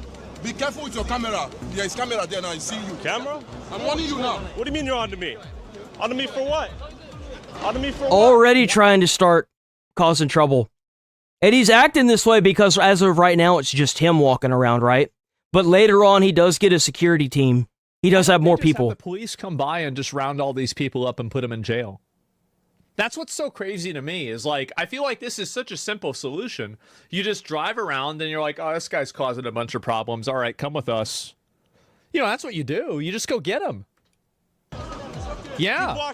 Keep walking, Buster. But remember, when they're in your country and they're causing problems and being parasitic, it's not their fault they're that way. It's their country's fault. That's what they like to feed you on Reddit. Fucking clowns out here. It's just, it's sad for me to see high trust between drunk people all the time. Yeah. But in being basically come on. Have a cold one or the other, but you can't do both. There's a common misconception about Japan. A lot of people say that it's illegal to film in public. It's illegal to film other people. That's probably actually not true. They can ask for their faces to be blurred. Sure. But if anybody tells you you can't film here, that's a lie. They don't know what the they're talking about. They're assuming that you don't know what you're doing because you're just a foreigner here anyways. So the reason I'm speaking with you is because I saw a video of you getting punched in the back of the head by who? What the fuck? By a tout, apparently is what they're called. In Japanese we call it kyakuhiki, which means like a catcher. They try to get people into their bars and offer drugs to people and such in the nightlife areas of Tokyo. Oh yeah, this is definitely, guys, this is... It's crazy that they've been there for long enough that they have a name now. Somewhere I'd want to go. Let's go down here into the basement fucking strip club here. And they're like at every corner too, from what I understand. Because they talked to a tourist later in the video, and he said that he would run into like 3 or 4 of them, and he declined most of them. And he eventually got like coerced into going with one, but then the camera team like intervenes. Such in the nightlife areas of I don't Tokyo. think so. Yeah, in the past they called it the red light district. These days they say that it's actually cleaned up a bunch. This is where all the hoes are? Called a nightlife area more or less, but amongst Japanese people this is definitely known as the most dangerous area in Tokyo. Which goes to show how safe at large Japan actually is. 100%. It's a pretty nice area. In this area, Kabukicho specifically, there are a whole bunch of fights occasionally between drunk people all the time. Yeah.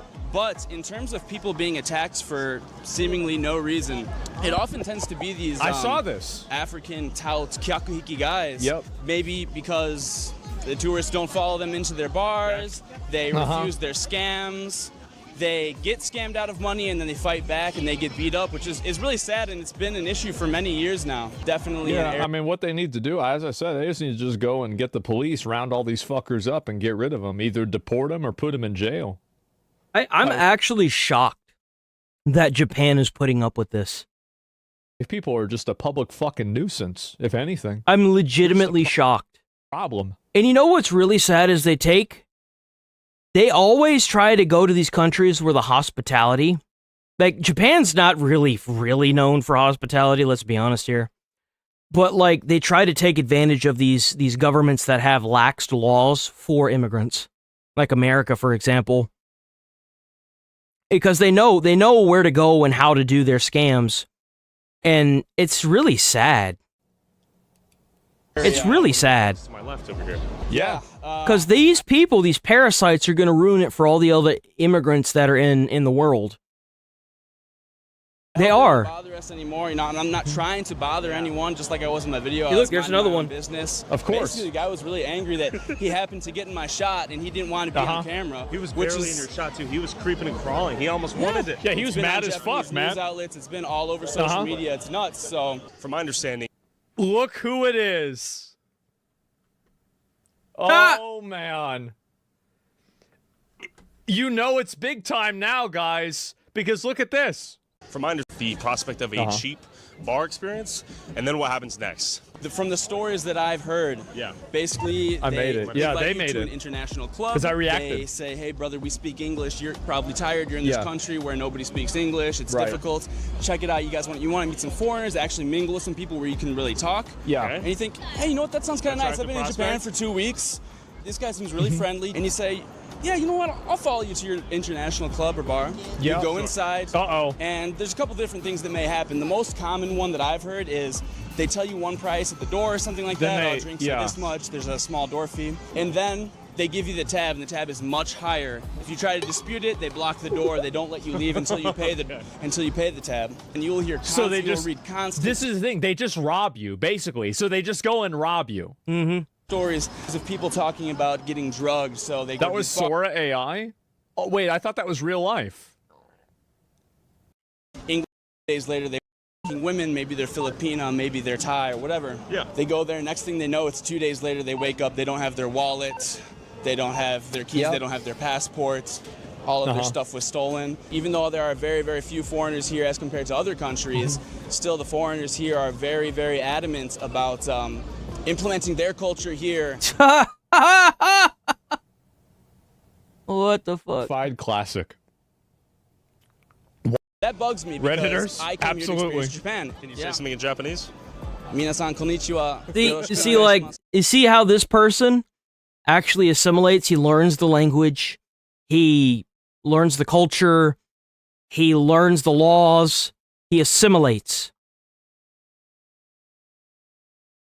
Prime example of a perfect immigrant right here. Perfect. Right here.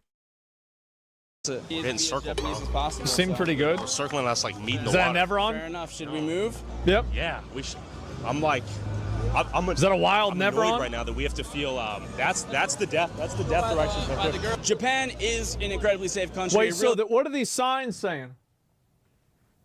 Because I remember I had a friend, he said he went to Taiwan to figure out to Navy. Area, Japanese people and Chinese Kyakuhiki as well, who also try to offer you things. Get you to Look follow at them all, man. They're like hornets. Most people who are trying to get you to follow them into your bars are selling some shit, scamming. And let's be honest, we They're club know the places that advertisements? are I really see. badass and the most popular bars, restaurants around the world, they don't need to put people out. If you ever go to Japan, don't follow these people. Don't do that to yourself. Because, I mean, you could end up being drugged, and who knows what could happen to you after that. Like, don't follow these people. Street, hey, follow us. Yeah, true.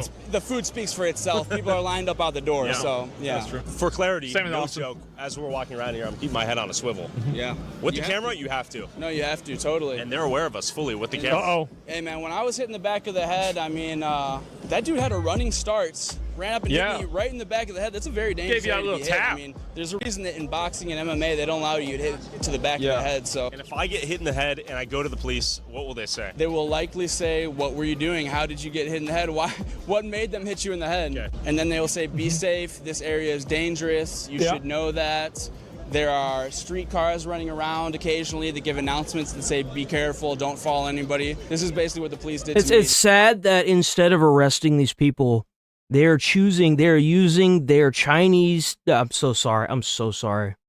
They're using their Japanese taxpayer dollars to put up vehicles that run 24 hours a day, that blast intercom to stay safe, instead of just arresting these people and deporting them. Remember, guys, you're just supposed to be okay with this. You're just supposed to be okay with it. They victim blamed me. 日本は本当に安全な国で、こうして安心して暮らせることに感謝してます。でも、 But in 歌舞伎町だ Kabukicho, と however, 油断はでき you ないって can't let your 今 guard 回 down. はす And っ I ご learned it く the hard 実 way 感し this ました time. Even though I did Yeah, that, true. I woke up the next day to a whole bunch of my subscribers. Japan has Karen police too. I think that Oh, the damn, problem it's is that a lot of Chad. them don't really understand if it's bad. And I think that they also are. I think the problem is that sometimes a country is so successful that the success ends up defeating the country's morale and the country's ability to defend itself and ward off threats. Because they're so used to being in such a high position of privilege, safety, comfort, and trust that when something comes into their space that's not like Damn, that, that looks they're crazy. not even mentally poised to be able to react to it in the right way. I think this is in Sweden, it's in Korea, it's in a lot of American states, or at least cities, it's in Europe, it's in a lot of these places. They forgot how to they forgot how to PvP, exactly. People messaging me on Instagram saying, you're racist for posting the video. You posted the video knowing that racial tensions are high. That's right. That's right. It's all about race. You are trying to stir up more racial tensions. A couple different people said, I hope more happen to you. I hope that in 2025 you will get called racist for existing. Facts. And I want to hear a truth bomb. And they wonder why people are just ignoring it now.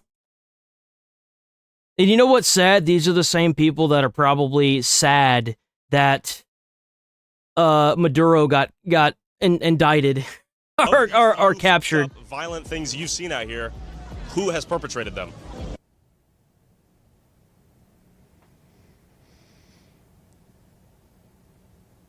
Oh boy. Here we go. The Nigerian, African... touts, 100%.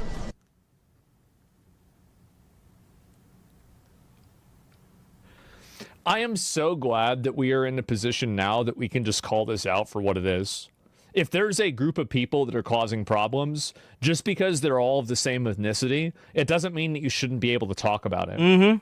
If these people are causing problems, they're causing problems. It doesn't matter if they're white, black, Asian, Hispanic, or anything, Arab. That's right. Yeah, it doesn't matter. You're causing problems. You can't be doing this. That's right. I agree. It's nuts. And while we were walking around, my professional bodyguard... Because I feel like for a really long time, this was like a thing that you had to talk around. No. You had to talk around it because people were scared of being called these names. But the issue is that whenever you just keep calling people names, eventually it just has no effect. That's just how it is. Actually acknowledge the obvious truth of this. We're gonna move on from this though. There's a lot. This also happened. So there was like a jewelry store fight because this. I'm not fully sure, but I think I have the small amount of knowledge about it. Apparently, they were giving out, like, if you buy a diamond that this is just an example. That's 100 carats. And they were giving out like a diamond that was 50 carats and still charging you for 100 carat diamond, right? And they were using someone's name, and the guy found out and like went crazy in the store. It was insane. Oh, Trax NYC? I saw that. That was a crazy saga, actually. Hold on, let me pull that up if you haven't seen this. A buddy of mine sent me the entire thing. Receipt from this disgusting company that pretends to be me, says they're Trax MIC, sells my customer a bracelet, rips them off on the gold. Shit, they're saying it's 14 karat gold. Well, we're gonna test this bracelet right now. Spoiler alert, it's not. It's a scam. Big surprise. So basically, in a nutshell, Trax NYC has an impersonator, Akai Jewelers. Akai Jewelers has been selling products under his name, allegedly, though it seems pretty cut and dry, that are not as advertised, but it's a twofold scam because Akai Jewelers is not Trax NYC, and what the customers of Trax are being sold is not what they are supposed to be getting. So it's a big time scam. Start the test. Trax NYC found out about it today. Gold. So did they say they were Trax NYC? Yeah, he tried to portray. He tried to sell one of your products. He said that he ran out. Right. One of your rings that you purchased. Right. That we sell. So you came with a picture of Trax NYC. Yep. I opened up the website for him. And then he. Just imagine you build your business from scratch, and then you got some little piss stain like this going around portraying themselves as you, and like, think about it, you have a good reputation with your diamonds and your jewelry, kind of like Hattori Hanzo in Kill Bill, right? You hear the name Hattori Hanzo, and everyone fears the blade. And you hear the name, and everyone knows, oh, that's good product, right? And then come to find out, it's not. And then the guy that is doing this really hard work and putting an A for effort, his reputation's going down the gutter because of this. he's very upset, as you can clearly tell. He's extremely mad because he is now getting a reputation. It gets good. Let's just say that. And I'll go ahead and fast forward through some of this. I thought this was a very nice gesture. That was a $22,000 piece of jewelry that his customer got scammed on by a Kai Jewelers who was pretending to be Trax. So what he did is he actually made him whole again, giving him 22 grand. These fucking pieces of shit, okay, rip you off on this fucking thing. It turned out to be 9-karat gold, right? You had a check? Yes. So they're gonna be giving you $1,000 on top. Here's $22,000 for your fucking trouble. These fucking bum motherfuckers, bro. You get people in this exchange, people in this. Stop being greedy pieces of fucking lying shit. It gets better. He goes to the location. I'm Trax. I want this coming up with a fucking scheme every fucking time. Yep. Keep fucking scheming, bro. 9 fucking carat this, 2 carat that, this, that. Security what, bro? Fucking bullshit, bro. Stop fucking stealing. You gotta come up. I want my fucking money, motherfuckers. So after that, he then confronts Akai Jewelers directly. He then goes up to them, which is the clip you've probably seen. Fucking money, motherfucker! Where's my fucking money? He has the piece of paper that can, like, because whenever you buy something that's that expensive, you get a certificate of authenticity. He has the slip in his hand. He has all the proof he needs right there in his hand to show that this place is a scam. Where's my money? I got this fucking bracelet. Where's my fucking money? What are you gonna do, bitch? What are you gonna fucking do? Doc, motherfucker, you say VVS, I3, 14 karat, and you're using my name, you bitch! That's right. Yeah, 6447. Thief! You fucking thief! $22,000 is a shitload of money. That is multiple felonies. Yeah, in front of everyone here, every customer, in front of God and anime, he's going in. He's going hog wild on his ass right here, airing it all out. Also, I didn't learn this until, like, looking into this more. He was in Uncut Gems. Trax. He had, like, a small cameo in Uncut Gems, which I thought was fucking awesome. Stop, take it. No. Get the fuck your hands off of me, bro. Get your fucking hands off of me, bro.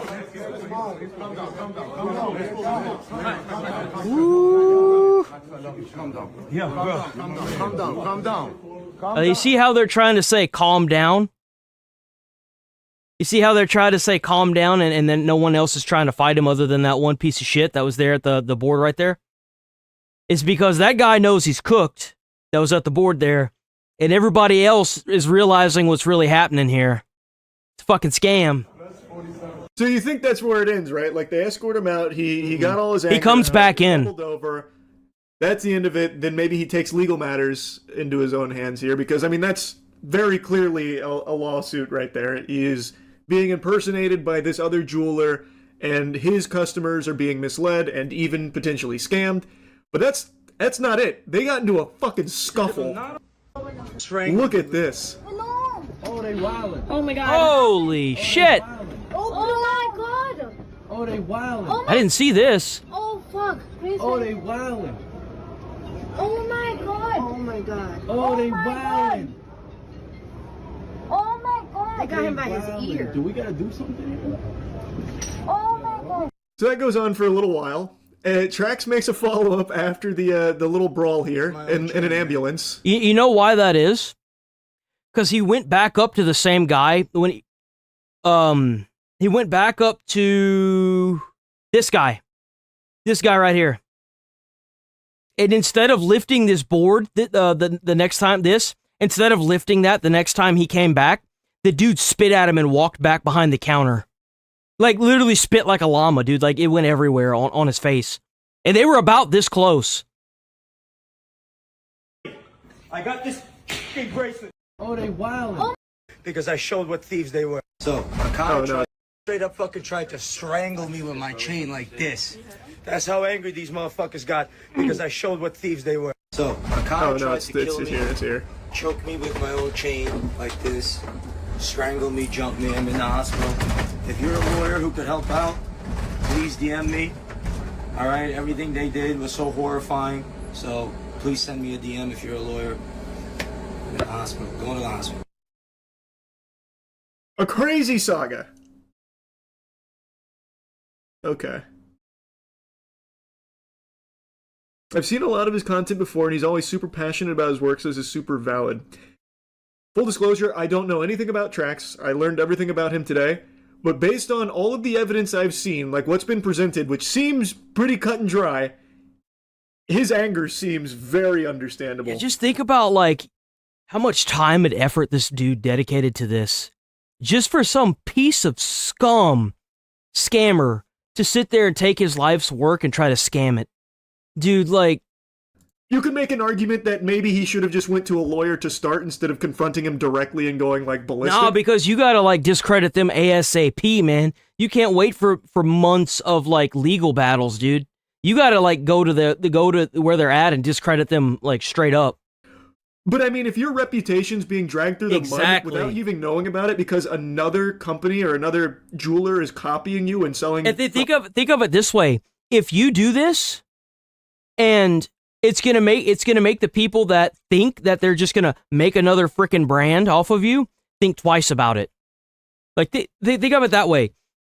Like, whenever he gets done suing the shit out of these people and winning, it's gonna make anybody else who thinks that they're just gonna come and do that, it's gonna make them think twice. Fraudulent products, you're probably gonna react pretty passionately. And this is a really good thing for Trax's brand, I think, because now this is blown up. Now everyone sees Trax, like, fighting for the customers that got scammed. He gave him 22 grand of his own money. His own money, bro. Gave him his own money. Think about that. Yo, if I was ever going to buy something expensive, I know where I'm going now. Pocket to make him whole for someone else scamming him. Yeah. Like, overall, like, it's a really good look for Trax. That's like if, like, you know, someone was portraying themselves as Katy Perry and they scammed some old person and Katy Perry was like, yo, let me hook you up. You know, like... So while you could say, like, yeah, maybe, like, going up to him was too much. No. I think he's going to come out with a bigger W because of it. And it also shows Akai Jewelers looking extremely shitty, being confronted directly and getting their name out there for all of this, too. Mm-hmm. If the chain was fake, it would have snapped. Well, I don't think it was necessarily him calling it fake. It wasn't necessarily fake. It was the fact that it wasn't the... Because, like, each carat and each one of those carats makes the dollar value of the product, like, skyrocket. So, it's not that it was fake. It probably had real gold and diamonds on it. It was that, like, would you rather pay $800 for a 2-carat or, like, $22,000 for like 100 carats? That's the difference. Wasn't what the customer... Because that's what he got. He got a 2-carat, like, I guess, gold thing. Buying. Or silver or whatever. It was supposed to be certain amount of carats, which it wasn't, and it was supposed to be a certain type of gold, which it wasn't. That was the scam. Not that it was, like, all around fake. Mm-hmm. At least as I understand it, based on what he was showcasing. And, yeah, good point. Even if it was exactly what they said they were selling them, they did it under a false pretense. They were using Trax's name to sell it, which they are not associated. First time something... Damn. Oh, my God. Oh, yeah, here we go. Here we go. Here we go. Crazy. Yeah, here we go. This is what the guy did. This is what the guy did that started the tussle. Look. There you go. Oh, damn. Oh, what a piece of shit. You notice how this little pussy-ass bitch, the minute he did it, he stepped back behind the counter? What a little fucking bitch. You fucking bitch. What a little bitch. Oh, yeah, that's right. Run, you little pussy. Oh, my God. That spit was crazy. That was like a shotgun blast. No, bro spit like a llama. You fucking bitch. Yo, don't fucking... Fuck out. Pop! That did make a very satisfying slap sound effect. Fuck out of here. Man. And then that's the brawl we saw. He should have brought some security with him. He should have brought some big-ass dudes with him. That's what he should have done.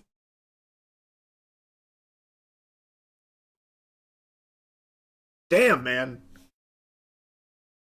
You don't spit on a person. No, I mean, spitting on someone is literally the fucking assault off rip. So, I mean, to be fair, Trax didn't... He was not the one that started that. No, he wasn't. The guy spitting on him was. Yeah, it was crazy, man. I saw that earlier today. This whole saga was nuts. I'm very curious what Trax is on someone.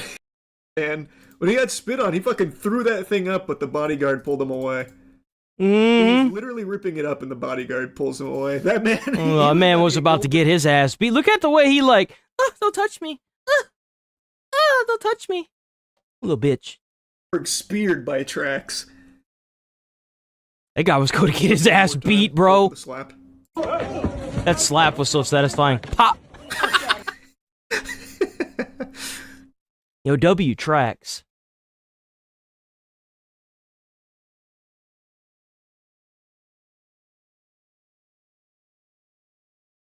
Oh, damn. So Tim Walz isn't going to seek re-election, huh? This was an hour ago. So I guess Tim Walz is roaching out on the re-election process. He's trying to watch. He's gonna try to skip out on re-election, and then he's gonna try to skip the country. Watch. He's gonna try to get out of country. Political news out of St. Paul, Minneapolis, Minnesota. Tim Walz will not seek re-election as governor, and what a fall from grace this has been for him. You might recall in the spring of 2023, he pushed through several progressive ideas to the state legislature that caught the attention of Barack Obama, who went to Twitter to give his endorsement for the programs, which eventually caught the attention of people like Kamala Harris, who chose him to be her running mate as the vice president. Introduced in Chicago at the convention in August of last year, a debate that was an absolute disaster with J.D. Vance at one point called himself a knucklehead. But after reportedly billions of dollars have been stolen from taxpayers. They have an estimated $9 billion so far. By way of the state of Minnesota, Tim Walz says he will not seek a third term. What a remarkable 2 years in the national spotlight has been for him, Dana. And Walz hit Trump in his announcement. He said Donald Trump and his allies in Washington, in St. Paul, and online want to make our state a colder, meaner place. They want to poison our people against each other. Oh, I'm sure that has nothing to do with you lining your pockets with the percentage of that Somali money, huh?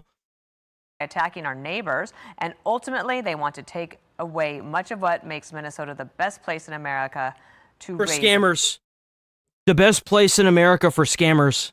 family. Now, okay, what else has been happening in this last month? Well, you have the discovery that there has been incredible amounts of fraud, and I think 98% of the people arrested are Somalis who are immigrants. They actually did arrest people, by the way. So if you get on to any kind of social media and they're trying to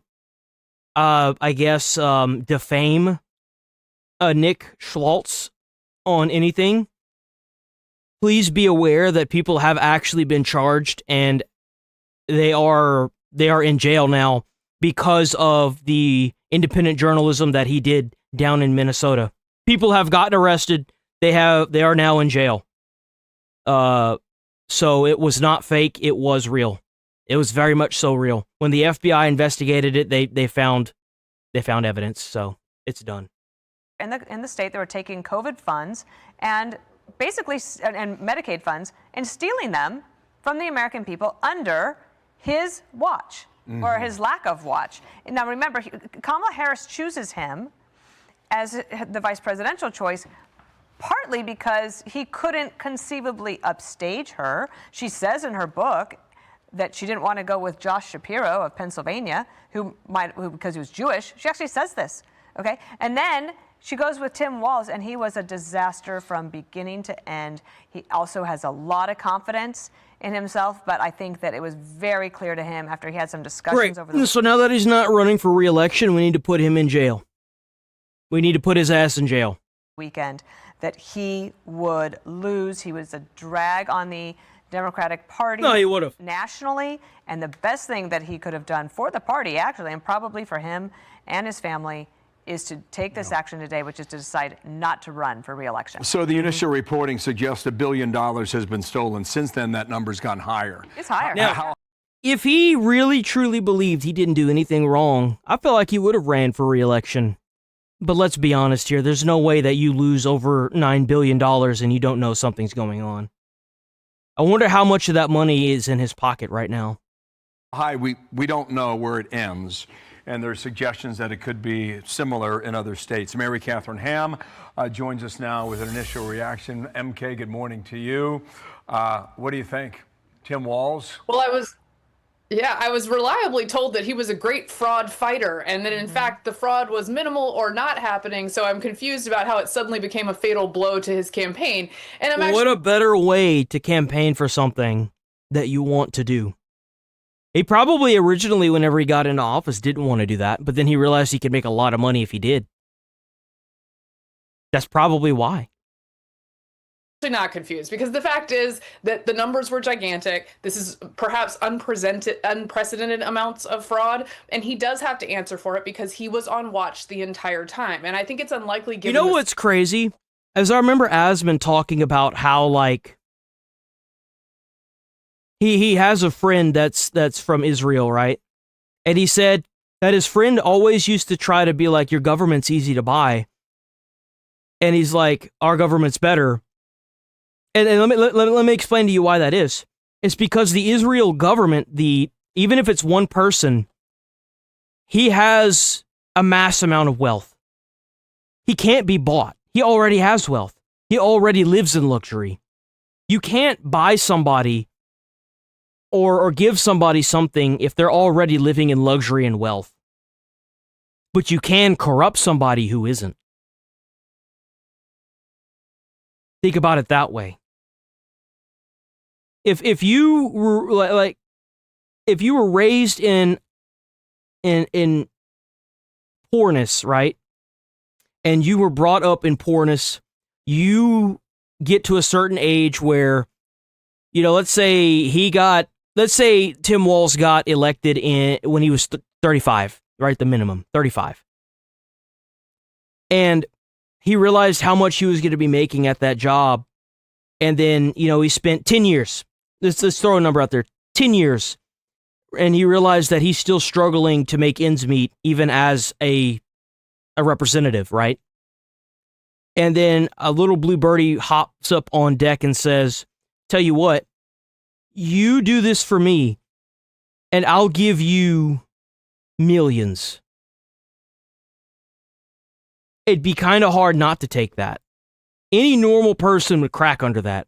That doesn't make it right, because your morals should say otherwise. Your morals should say no. But that's really what the big problem is with our government. All that money to make, and it's all surrounding them. Scale that anyone who had power in the Democratic Party at this time, of which the Somali community that was engaged in this is a core constituency, didn't know about it, or at least turn a very blind eye to it. And man, the fall from VP candidate to this is quite spectacular. You have to wonder what the Minnesota Democrats are thinking, and they might be thinking this. It's reported that he met with Senator Amy Klobuchar over the weekend. Bro, the Democrats are freaking cooked. I don't care what anyone... Dude, the Democrats are so cooked.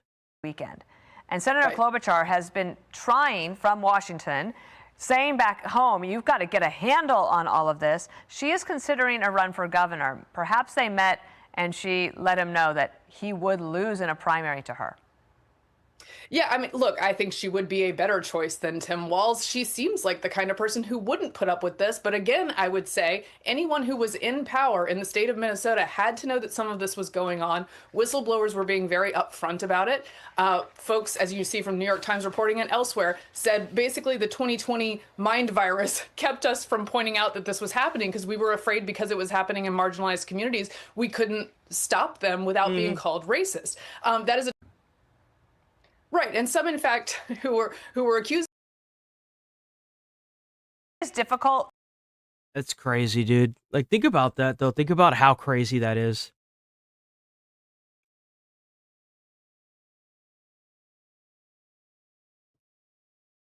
Alert now. We are now This was an hour ago. Here we go. Moments leading up to the capture of Venezuelan dictator Nicolas Maduro and his wife. Operation Absolute Resolve took months of planning, going all the way back to August, when the CIA deployed a unit to monitor Maduro's movements. And on Saturday, elite U.S. military forces used that intel to storm Venezuela and capture Maduro in the middle of the night. Here's Secretary of State Marco Rubio detailing that operation. It is not easy to land helicopters in the middle of the largest military base in the country. The guy lived on a military base. Land within 3 minutes, kick down his door, grab him, put him in handcuffs, read him his rights, put him in a helicopter, and leave the country without losing any American or any American assets. I do think this is one of the most, daring, complicated, sophisticated missions. Bro, the amount of balls you have to pull something like this off. Has carried out in a very long time. Tremendous credit to Trump got balls, I could say that. Yeah. Did it. It was unbelievable. U.S. Marine veteran Chad Robichaux, who helped lead rescue missions during the Afghanistan withdrawal, joins me now. And Chad, look, as someone who has experience extracting people, albeit the good guys, and understands how difficult that can be, what do you make of this mission, specifically the speed with which it occurred and the fact that there was no American loss of life? I mean, it's absolutely amazing. And you have to look at who these guys are. I mean, when President Trump That's so badass looking. I'm sorry, dude. That looks crazy. Could you imagine just be like, you're just in your house and then you hear this massive explosion and you look out and there's just freaking helicopters in the sky bombing stuff? Secretary Hegseth legitimately designated these cartel regimes as terrorist groups.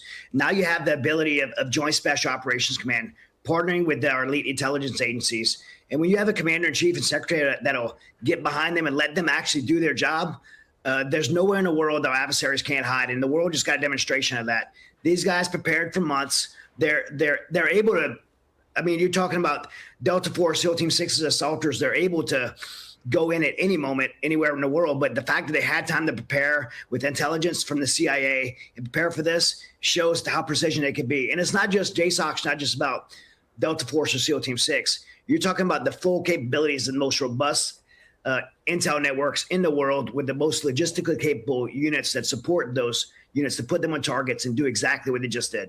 The fact that the CIA was on the ground in Venezuela was no surprise. We reported it on this program. President Trump announced, hey, the CIA is on the ground in Venezuela. So obviously, Nicolas Maduro knew. How high do you think our CIA operatives were in the Venezuelan government?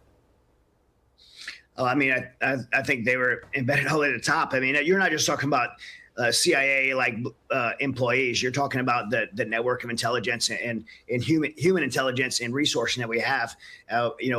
If they're doing their job, then they're going to have assets and resources all the way to the top right next to Maduro. Crazy. And, obviously he knew that. That's why he was so paranoid. But you can be as paranoid as you want. You just can't stop the long arm of our U.S. intelligence agencies, especially when they're partnered with a unit like a Joint Special Operations Command. Is there anything that surprised you about this mission? No, it had to be done. Nicolas Maduro didn't just rise to legitimate leadership. He is a dictator that seized power from his people. 7 million Venezuelans had to flee the country, not because of policy, because his criminal governance of Venezuela. 7 million Venezuelans had to flee the country.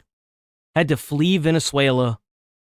That's so sad. That I skydive with, and they had to leave during his takeover because they hadn't had to get their families out. They're celebrating right now, and aside from the Venezuelan people who got their country, who are going to get their country back now, I mean, the United States was suffering under the threat of this narco-terrorism. Venezuela is not the only one, by the way, and we all know that, but it needed to be done. And President Trump, I feel President Trump gave grace and patience for Maduro to turn things around and do the right thing, and he wasn't going to do it. We knew he wasn't going to do it. Yeah, look at all those people, dude. They're so happy. So many people are just so happy that their tyrant leader is taken, is gone. I am not surprised that when Joint Special Operations Command and our military troops are allowed to do their job, that they can do it with such precision and accuracy as they did. Not surprised. Well, I mean, you got to like, you realize that earlier last year they sent missiles into an apartment building that killed leaders of a foreign terrorist regime easily.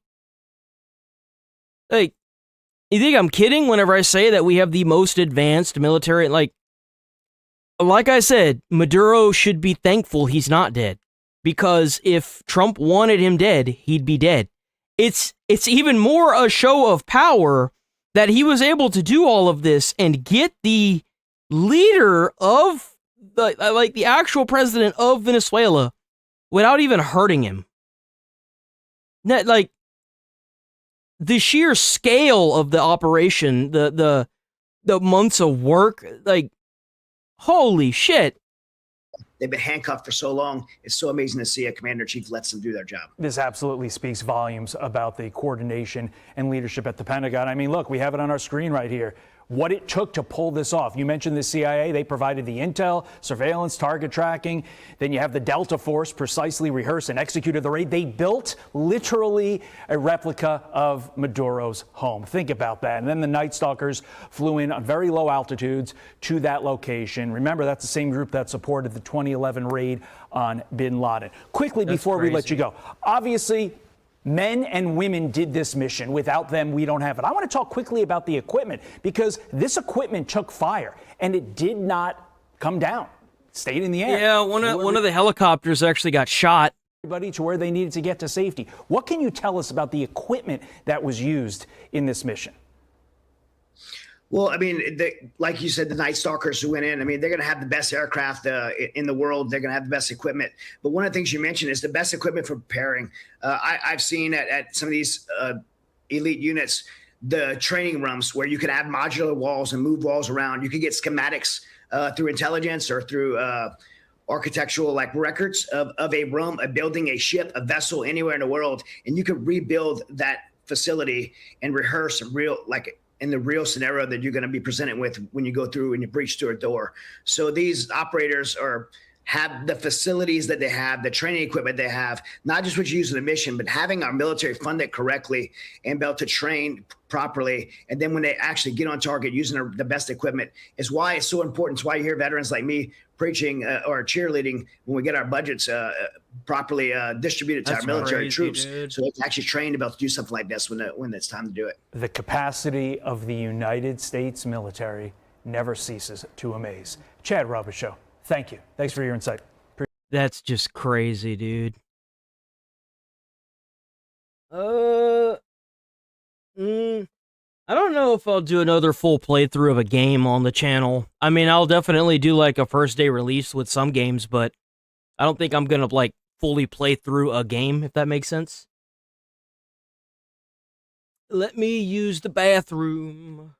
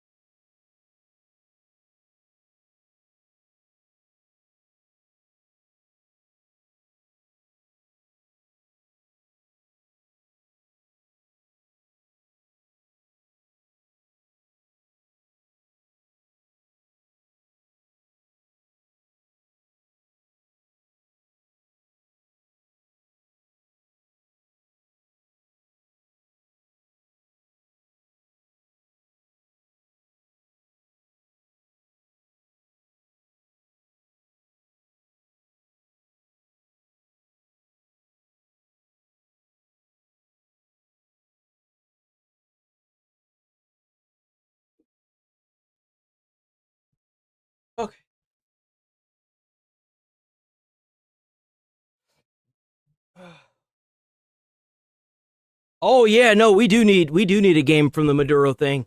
Yo, think about how awesome it'd be if like COD came up, like do something like that. Like, holy crap, dude, that'd be so sick. Where's my mouse? Evidence that Nick Shirley is a liar. As I said before, the poor Nick Shirley, dude. Media is the enemy of the people.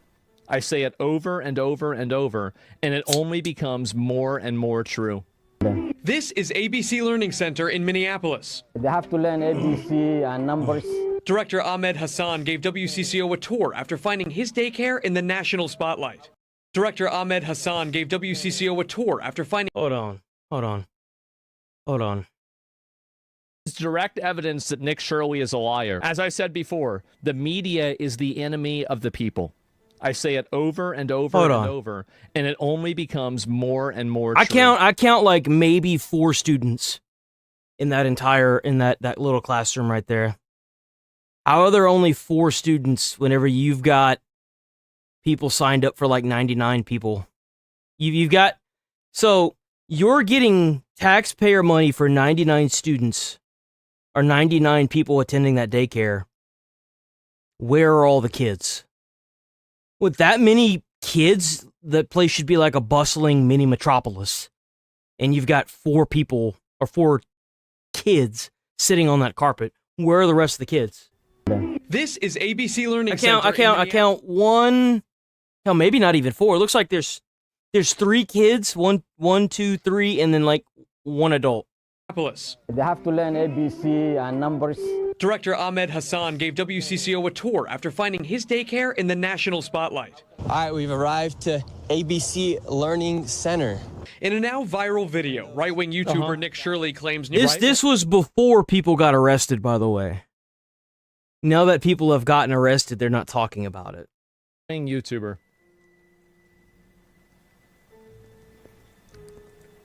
Yep. This is what they do.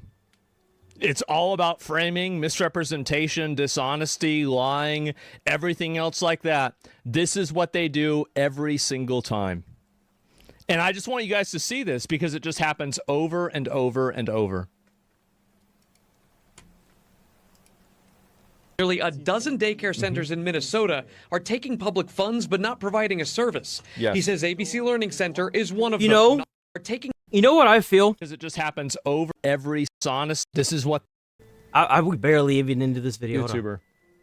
In a now viral video, right-wing YouTuber Nick Shirley claims... You hear that?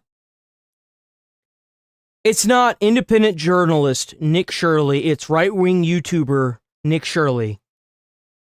I feel like the whole right-wing thing is going to start being a lot like the Nazi and the authoritarian and the fascism. I feel like that right-wing and left-wing thing is going to be put in the same spotlight as that. You understand how nobody even caught that? Like, it's so normal now for people to just, that don't agree with what someone's doing, to try to alienate them and disenfranchise them as much as possible. Oh, because they're right-winged, or oh, they're a YouTuber. He's an independent journalist that did his research, that went out and investigated these places and got millions of views for it. That's who he is. He did your job because you guys are so busy jumping over hurdles that you can't even do your own job anymore. Right-wing YouTuber. Mm-hmm.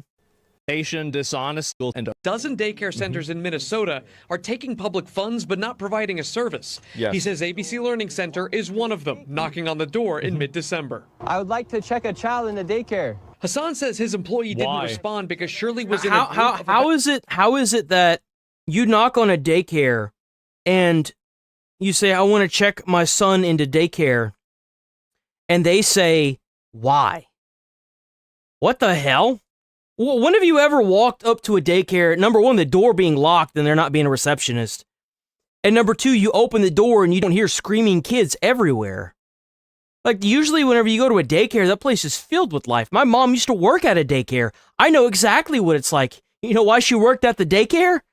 because she got paid and she was able to put me in there for free. That's why. Like, I know exactly what I practically grew up in a fucking daycare. Like, About 8 people, and his staff were concerned about recent ICE activity. Is this daycare committing fraud? No. Why would they be concerned about ICE? Do they have? why would they just come out and say that? In journalism, have you ever asked somebody a question and them just outright, like, affirm guilt of any kind? Come on. Has that ever worked in the history of, like, media ever? How, like, I've never understood this. Oh, because we're an accredited media source that gets aired on public broadcasting, we're gonna go there and ask them a question. Did you do it? Did you do it? Did you do it? No. Oh, he didn't do it! Oh! Bro, what the fuck? If it was as simple as asking a question, we wouldn't even need to have juries to convict people. People would just be like, oh yeah, I did it. Come on! Legal too? Yeah. Like, what's that? No, we're not committing fraud. Hassan showed us security. Yeah, so basically, like, oh, well, we had to stop them because of the other crimes that we might be committing too. From the same Modern day Warfare Shirley was 5 here. Maduro's Yes. According to the timestamps in the videos, this woman takes a young child into the center at around 9 a.m. that day, about 3 hours before Shirley arrives at the door closer to the street. Within the hour after Shirley leaves, a woman arrives at the other door with a stroller. A larger family heads inside a few hours later. And that's all the footage. That's all the footage. That's all the fucking footage they show for that location, by the way. That's it. Because they know if they show any more of the footage, they're going to see that nobody shows up to these daycares. Oh, but this family, bro, they're charging the state for 99 kids. You have a group of 2 people. What are you talking about? It's so fucking dishonest. It's so dishonest. Found at least a dozen children at ABC Learning Center. At least a dozen? Weren't they authorized for like 100 though? Like, so, like, let's say they have a dozen or even 2 dozen people there. That's still over 50% that they're not even at capacity. So, like, basically, I mean, your best case scenario is that they're being paid for 100 people. It was 40. Okay, so it's 40. So, like, you have 12 and not 40. That's over half that aren't even there. So, if there's only 12 people there, it seems like you probably couldn't fit. I mean, could you fit 40 people inside of there? No. I would say definitely not. So, how does that even happen? Yeah, like, how do you get a license for an installation like this that's in a small off to the side area and it doesn't have an outside play area? Like, the daycare that I went to had an outside area. Like, every daycare that I've ever seen has an outside area that is like a playground that's all fenced off. Hello? Like, but Not just authorized, claiming? Yeah. Which is licensed with the state.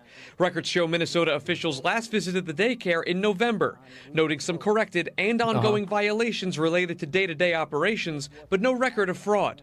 What did I do? What did I do? I'm just a typical human being who wants to live and do the right thing.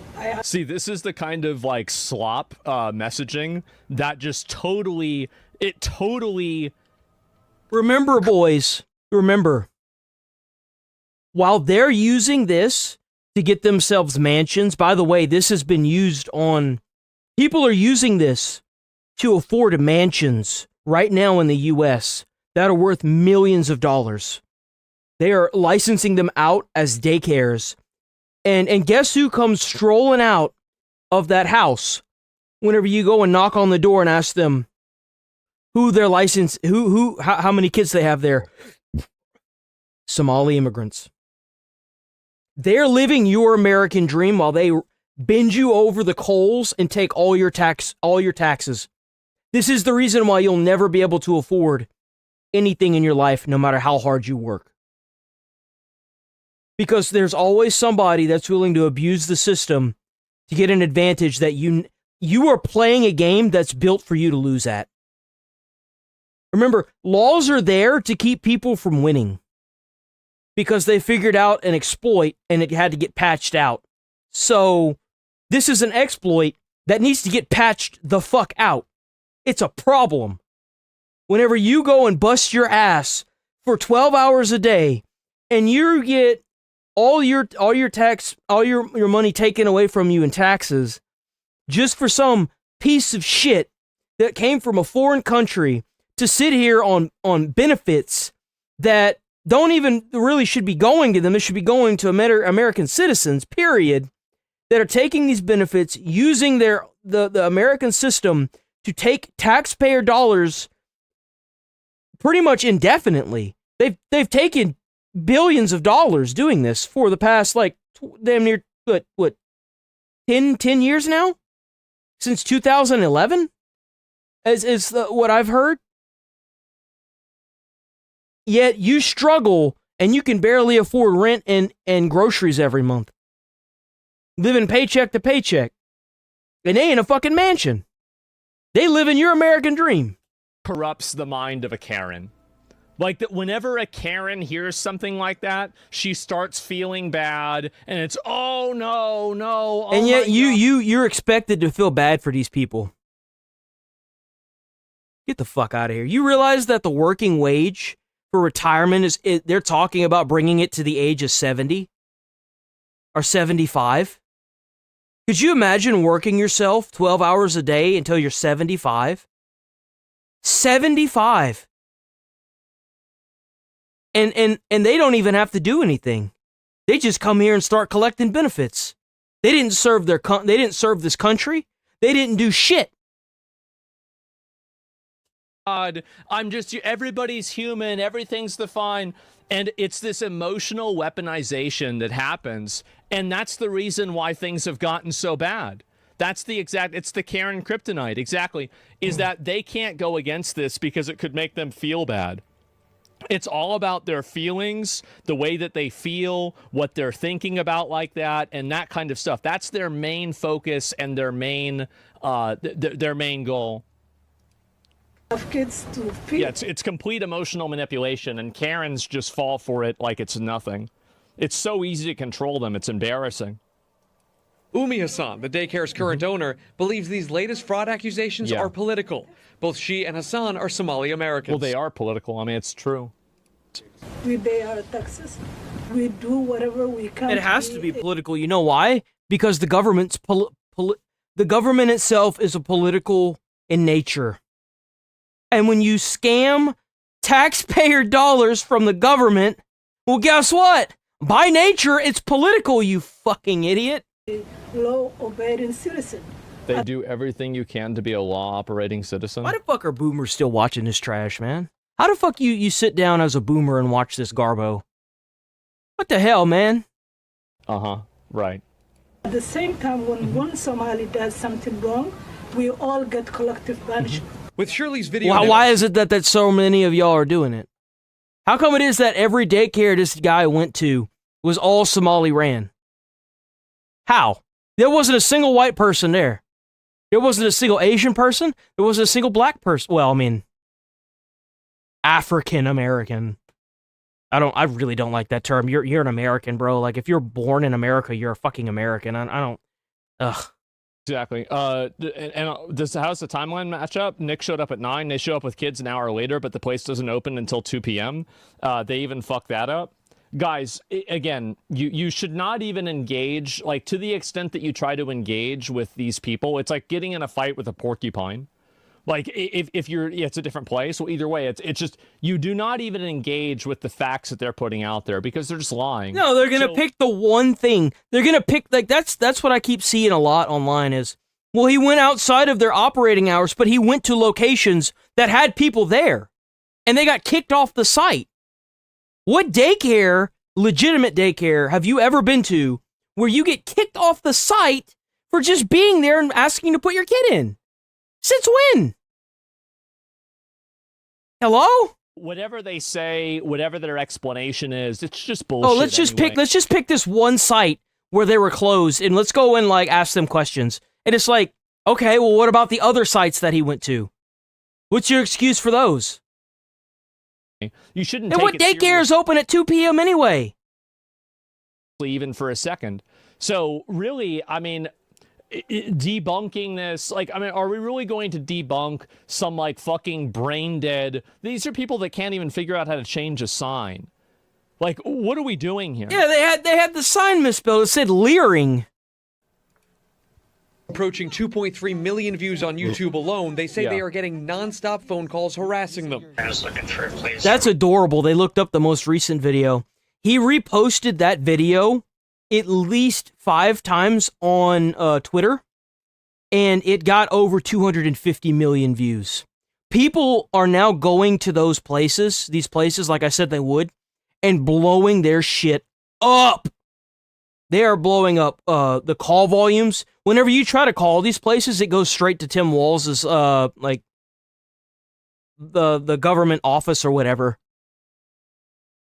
And no one picks up. You can call, you go to their site, there's no way to apply. There's fake, there's like 2 or 3 fake reviews. It's obviously a front for a scam. I mean, the people got arrested, so of course. With many of those calls attached to out-of-state phone numbers. They normally say, knock, knock, we're gonna come. You're gonna arrest, something like that. Good. Hassan says they turned over attendance records to comply with the Department of Homeland Security request. They're now waiting to hear back. CBS News is reviewing records related to the same daycares. All but 2 have active licenses. And Aaron, while the active places have violations related to safety or staff training, there's no recorded evidence. So they have active violations, but there's no evidence of something else that's bad? Well, there we go, guys. There it is. And Here we go. Here we go. This is the one that I keep bringing up. This is a house that somebody they're able to afford it because they got into it and they're using it as a daycare. Look at this house. Look at this fucking house. This house has to be worth millions. And they're able to afford it because they're licensing it out as a daycare in Minnesota. Look at this fucking house. Look at this neighborhood. I was trying to find the local daycares. Look at this house. This house is insane. I was trying to find the local daycares. We already know about what's going on. Mhm. This is a licensed property. If you have a complaint, go to the state. Look, it's Somalians. Look at what they're doing. I was trying to find out if you guys are. You think I'm fucking lying? Look at what they're doing. They licensed this place as a goddamn daycare, and the only reason why that guy showed up is because he looked on the site for daycares in his general area, and he saw this as a daycare. They're getting paid millions of taxpayer dollars just to sit in a house. Just imagine if you're working 9 to 5 every fucking day, 7 days a week, and you can never afford a house like this. They come from a foreign country, move right on in, use the government financial system to fuck everyone else in the ass. This is the reason why housing is so expensive. Look at this fucking house. This house is massive. This has to be like a 7-bedroom house. Yeah, you don't have to. If you want to know any questions, Bro. No, there's nobody online to ask, so I'm just trying to ask you guys. No, you don't have to ask us anything. I don't have to? If you have any questions, go I to the do. state. I have a question. I was just asking you guys. Living in mansions in these beautiful houses being completely funded by the federal government while average Americans work paycheck to paycheck in order to fund this lifestyle. And the reason why they're doing that, let me explain the reason why all of this happens. It's because those Americans are too cucked in order to just very simply vote against this. And these people are so aligned that if you don't give them free houses and free money, they just won't vote for you. You have to do the same thing. You do. You have to do the same thing. And if you don't do that, then they're just going to beat you. Because if they're playing the game and you're not playing the game, then you lose by default. And that's what's happening. Okay, you guys are listed on the website and a bunch of everybody websites mad. so for daycares. So Yeah. That's what it is. Then you don't need to go door to it's door. yeah, no, you can. Yeah, I have. You can go door to door. So if you have any questions, go call the child care check, and they'll give you whatever information that you need. Okay, so you guys aren't a daycare then? Not a public daycare, right? Okay, I didn't think so. Oh, I can. Yeah. Look at that beautiful door. This is a really nice house. That's an amazing house. Most people that have been born in this country will never in their lifetimes even set foot in a house like that. They will work themselves to the bone and never in their life see or set foot in a house like that, period. Ever. You know how sickening that is as an American? It's disgusting. To think these immigrants that came from a foreign country and they're able to use our own system against us to take our money. This is an incredibly nice So house. these ones were really hostile. I just knocked on the door just to see if it was a local daycare. Look, it even has security systems. Look, it has security cameras. It on the websites. She said contact the state. It's interesting. Yep. And is that better than my parents' house? Yeah, look how big this house is. This house is gigantic. Look at it. Look at this neighborhood. The neighborhood, yeah, like the neighborhood is so like it's a wealthy neighborhood. Look at this fucking house, dude. This house just keeps going. Look at it. It's fucking huge. It just keeps going. These like big SUVs. Look how big this house is. Like this house, if it was in Austin, this would be like a multi-million-dollar house. I mean, yeah, obviously we have high property value here and everything. It doesn't matter. That's still a multi-million-dollar house. It's a gigantic, massive house. It's unacceptable. These people are living in luxury. They're living the American dream. You pay your taxes so these people can live the American dreams. You struggle from paycheck to paycheck, and you're expected to be okay with these people living your American dream. That's it. They are making Americans jealous. That's right. And yeah, the Heritage American Revolt is going to be amazing. Well, I mean, it's going to be something. I'll certainly say that. And stop. I'm getting mad and violent, to be honest. Well, that's why I'm showing people. I want people to realize and to see how bad this really is. And I think that really that's the reason why, like, make no mistake. And it's not even just Minnesota dollars that are paying for that. It's everyone. They're pulling that funding from the federal United States government. That's what's funding that. Want to radicalize our money, not just Minnesota's money, our money. With covering this is that I want people to become radical because this is a radical problem. That's why I'm explaining. And they're trying to tell you that you're racist for bringing this up, that it's not happening, and yet there are people being arrested as we speak, indicted and put in jail, charged. 70 cases they've been charged and put in jail. But remember, guys, it's all just a figment of your imagination, right? It's just not happening. Never happening. That's the reason why I'm explaining it in the way that I am. My goal is to make people as radicalized and angry and furious about this as possible, so they will be willing to take whatever steps necessary in order to stop. The size of that fucking door. To give you an idea of how big this house is, look at the door compared to her. She's taller than I am. I'm 5'6". Look at the door. It fucking dwarfs her. Look at how big this is. A mansion, bro. This isn't even a fucking house. This is a mansion. It's a beautiful mansion. Or house. I don't even know anymore. This is possible, so they will be willing to take whatever steps necessary in order to stop this from happening. You could probably fit a car through that doorway. Look at how wide the doorway is. That's my goal. I will state it straight out 100%. That's exactly what I am trying to do. And informing is good. Yes, informing. And yes, all I'm doing here is I'm just showing people videos. I'm showing people videos and I'm saying, hey guys, oh, well, something that you said sounds bad. I don't care about that. Double the growth of other programs. Wow. But here's the kicker. The rate of...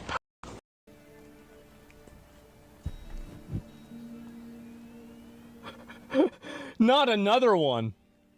Oh, God. Here we go. Like your typical single-family home, but it bills itself as an assisted living facility, and it receives a lot of taxpayer money. So it's supposed to be an assisted living facility. How is anyone supposed to live there? That place is not big enough to be an assisted living facility. How do we have people in our government that are going to these places and allowing this? Because you have to do like an actual, like they usually send somebody out that will look over these places to do an investigation to make sure before they even give you the license. How are they just handing these licenses? It's just like the truckers in fucking LA, dude. They just handing this shit out. Here in Minnesota, the number of people getting help in assisted living facilities is up, double the growth of other programs. Wow. But here's the kicker. The rate of payment in this assisted living space is 10 to 15 times the growth in other programs. Hi. Wow. So we pulled the data on assisted living facilities in the Minneapolis area. Minneapolis, as you might expect, has a lot. 160. There's a lot of these videos coming out now? Yeah, because it's everywhere. It's all across the country. 69. St. Paul. This is still only the tip of the iceberg. This is one of the big reasons why we're poor. Yeah, no, this is the reason why our entire debt had doubled in the past 5 years. That's why it doubled. Like, let's be honest here. Whenever you bring these people over and you just give them benefits for no fucking reason, you give them houses and then you allow them to scam us like this, of course everyone's going to be poor, because all the money that we were getting that was bringing life into our culture, it's all being hemorrhaged to this. It's all going overseas. This is the reason why we have no middle class. It's because all of your money is being redistributed to people like this. With a population of 307,000, has 83. But Brooklyn Center, 30,000 population, has 106. And Brooklyn Park, population of 84,000, has 181, more than Minneapolis, a city 5 times its size. But this assisted living facility puts this all in perspective. It's owned by a man indicted for laundering $1 million in the feeding. So it's owned by a guy that's been indicted. So that means they've already decided that he's broken the law. So he's got $1 million. Wait, what? Our future scam. He's Gandhi Mohammed, now Gandhi Abdi Kadai, and his LLC owns the homes. His wife runs the assisted living facilities, and the state is continuing to pay as he awaits his trial. That's crazy. What the fuck? Wow. Wow. Yep. Fucking why? Hey, exactly. This is the reason why we ain't got no damn houses either. This is the reason why the housing market exploded right here. That's why there's no damn houses. This is how bad it really is. So you got these people occupying your houses, taking all your taxpayer money, and then you got these big government people, or not government people, but you got these billionaires buying up all the houses so they can make you pay rent to give them more money. Like, it's no wonder why no one can afford anything. We're cooked, bro. And by the way, anybody who's lived around illegal aliens or like low-income communities like this knows that this is just the tip of the iceberg. This is happening all across the country at a mass scale that I don't think that an average person can even really comprehend. We are literally spending $1 trillion, if not trillions of dollars, funding these degenerate, wasteful lifestyles of these people. We went to each of them. We're curious because the man who owns this building was indicted in the Feeding Our Future scandal. Did you know that? No. Don't know that? Yeah. Feeding what?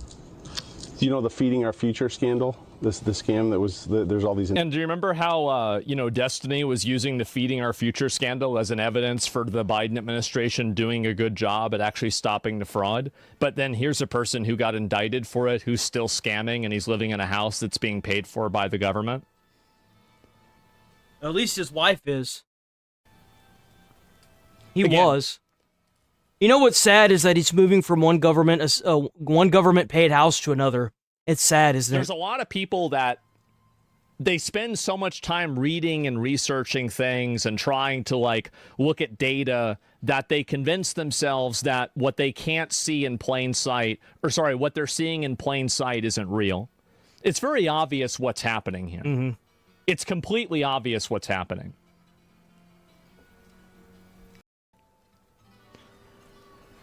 This is why collecting checks from the state, running these assisted living centers with his wife. elite scammers. I honestly have no Absolutely. idea. They are elite scammers.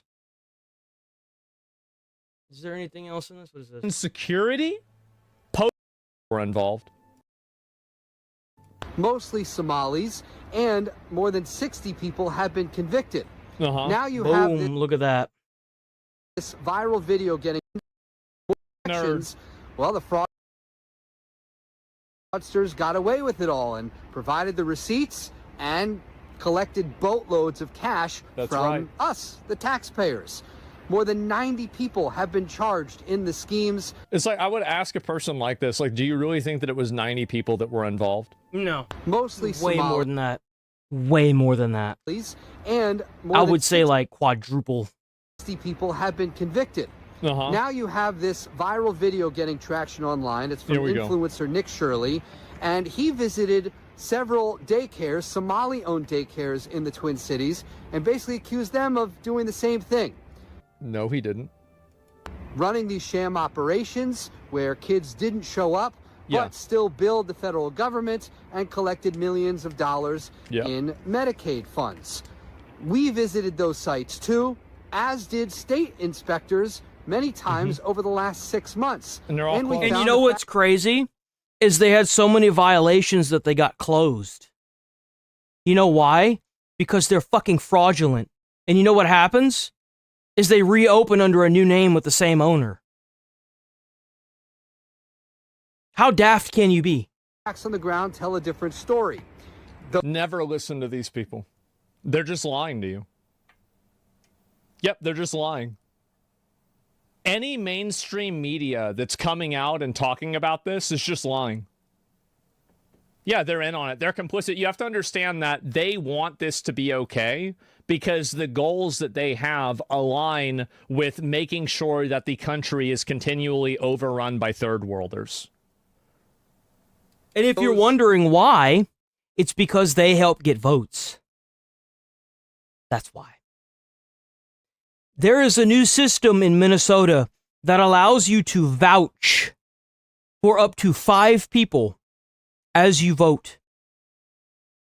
You can vouch for up to 5 people without ever needing an ID of them, without ever needing a location of where they live. And they're just going based on some rink-a-dink honor system that says, well, if someone vouched for you, then you can't vote. What fucking century do you live in? Hello? This is in Minnesota, by the way. Oh, but there's not enough migrants to turn the tide of the vote. Well, when you've got one person vouching for 5 people,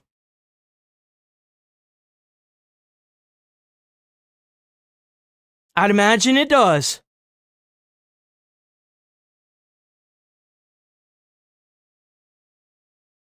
All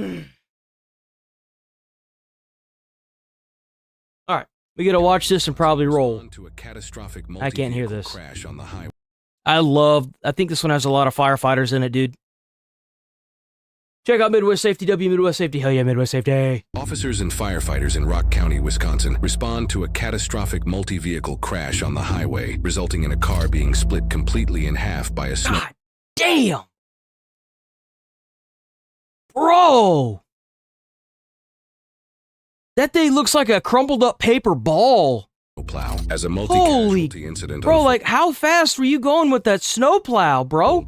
You realize how fast you have to be going to make metal pliable?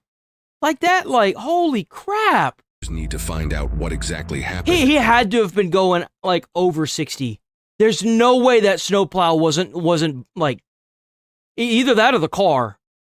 Hope that everyone survived. What's up? I don't have much of a story. Okay. Other than he knows most of it. Okay. Is your car's up there? We're right there. Okay. Are you able to sit in your car and stay warm? Yeah. Okay. Just have a seat in your car and I'll come talk to you in a minute, okay? Well, let's get him out. Fire and rescue are trying to get the man stuck underneath the vehicle out as quickly as possible. The crazy story of how the vehicle was split in half will soon be revealed by witnesses. Jeez. I don't have. Where's okay? So the other car is where over there? There, and then obviously plow truck up there. So it sounds like, from what I gathered, this car I believe was headed northbound, plow was headed southbound, or vice versa, and cut out in front of the one car, got hit by that car, and then right in front of the plow, obviously severed in half. Gotcha. Okay. Oh, so it was like T-boned between the. Okay, so I guess somehow that car ended up sideways between the snowplow and another car going in opposite directions. Okay. Once I get more deputies out here, I'll start. So there's a person under that car. Not in it, under it. Yeah. Sorry, I don't. Obviously, my concern is safety. Yeah, I got you, man. I'm gonna have these people take a seat in their car. If there is there airbags ejected or anything? Airbag deployment, yes. Okay, sounds good. Okay. Okay, so not a lot of people know this, but if you have airbag deployment in a vehicle, they automatically total it. If a vehicle deploys its airbags, they automatically total that car. That's why whenever you get a Carfax, you always want to check for airbag deployment, because that means that it was in a totaled accident. It means that the accident was so bad that it made the airbags deploy, and they just instantly totaled it. And that's usually a pretty big red flag on any vehicle that you get. At least it should be. Hi there. I'm Deputy Lights from the Sheriff's Office. You guys are in that vehicle? Yes. Okay. Just kind of based on everything's going on right now, would you guys like to just have a seat in my squad car so you can stay warm? Yeah. Okay. We'll walk you back towards mine here. So did you guys saw what happened and all that stuff originally, or? We didn't see anything until we hit it. Okay. I talked to the guy in the vehicle that pulled over. Yep. And he said that I think he was following that car, and they hit some ice, they slid, and then the plow hit them, spun it into the middle, and then we hit them coming across. Okay. While this explanation describes most of how the crash occurred, it doesn't explain how the man trapped underneath the vehicle got there. Through further You know what I realize? This is Midwest safety. This isn't an incident scene. This isn't like, the aftermath of this accident. That means that somebody got charged. Somebody did something here that got them arrested. investigation, officers will soon find out. So just because there's like a bump in the back, I'll have one of you go on one side, one of you go on the other side, okay? Yep, absolutely. And then let me know if it's warm enough in there. I can turn it up, crank the heat or something. It's not looking good, homie. No? The car's up there. Fire's trying to get him out. He's pinned under the front wheel of the car. Was he a passenger? That's what I was trying to figure out. How the hell did this man end up under the front wheel of the car? Even if the car is split in half like that, you're not going to just have somebody up under the car like that. The front windshield wasn't smashed. He didn't go through the windshield. How did he end up underneath that car? Or driver? I'm thinking he's driver. The whole car's ripped in half. So he's underneath. So hold on. So he's underneath the passenger side wheel well. How the hell does that happen? Folks from this car over here are in the backseat of my car. Okay. Another car, I told that gentleman to have a seat in his car. I guess he saw it.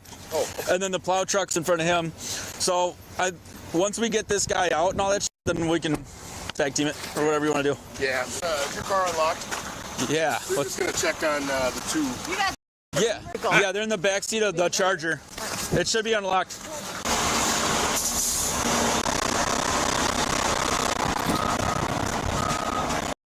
That's crazy, dude. Look at the end of that car. That's the license plate. Jesus, man. Look at it. It tore the metal up like a monster or something. Christ. We got nobody else laying on this field, right? Holy Jesus, man.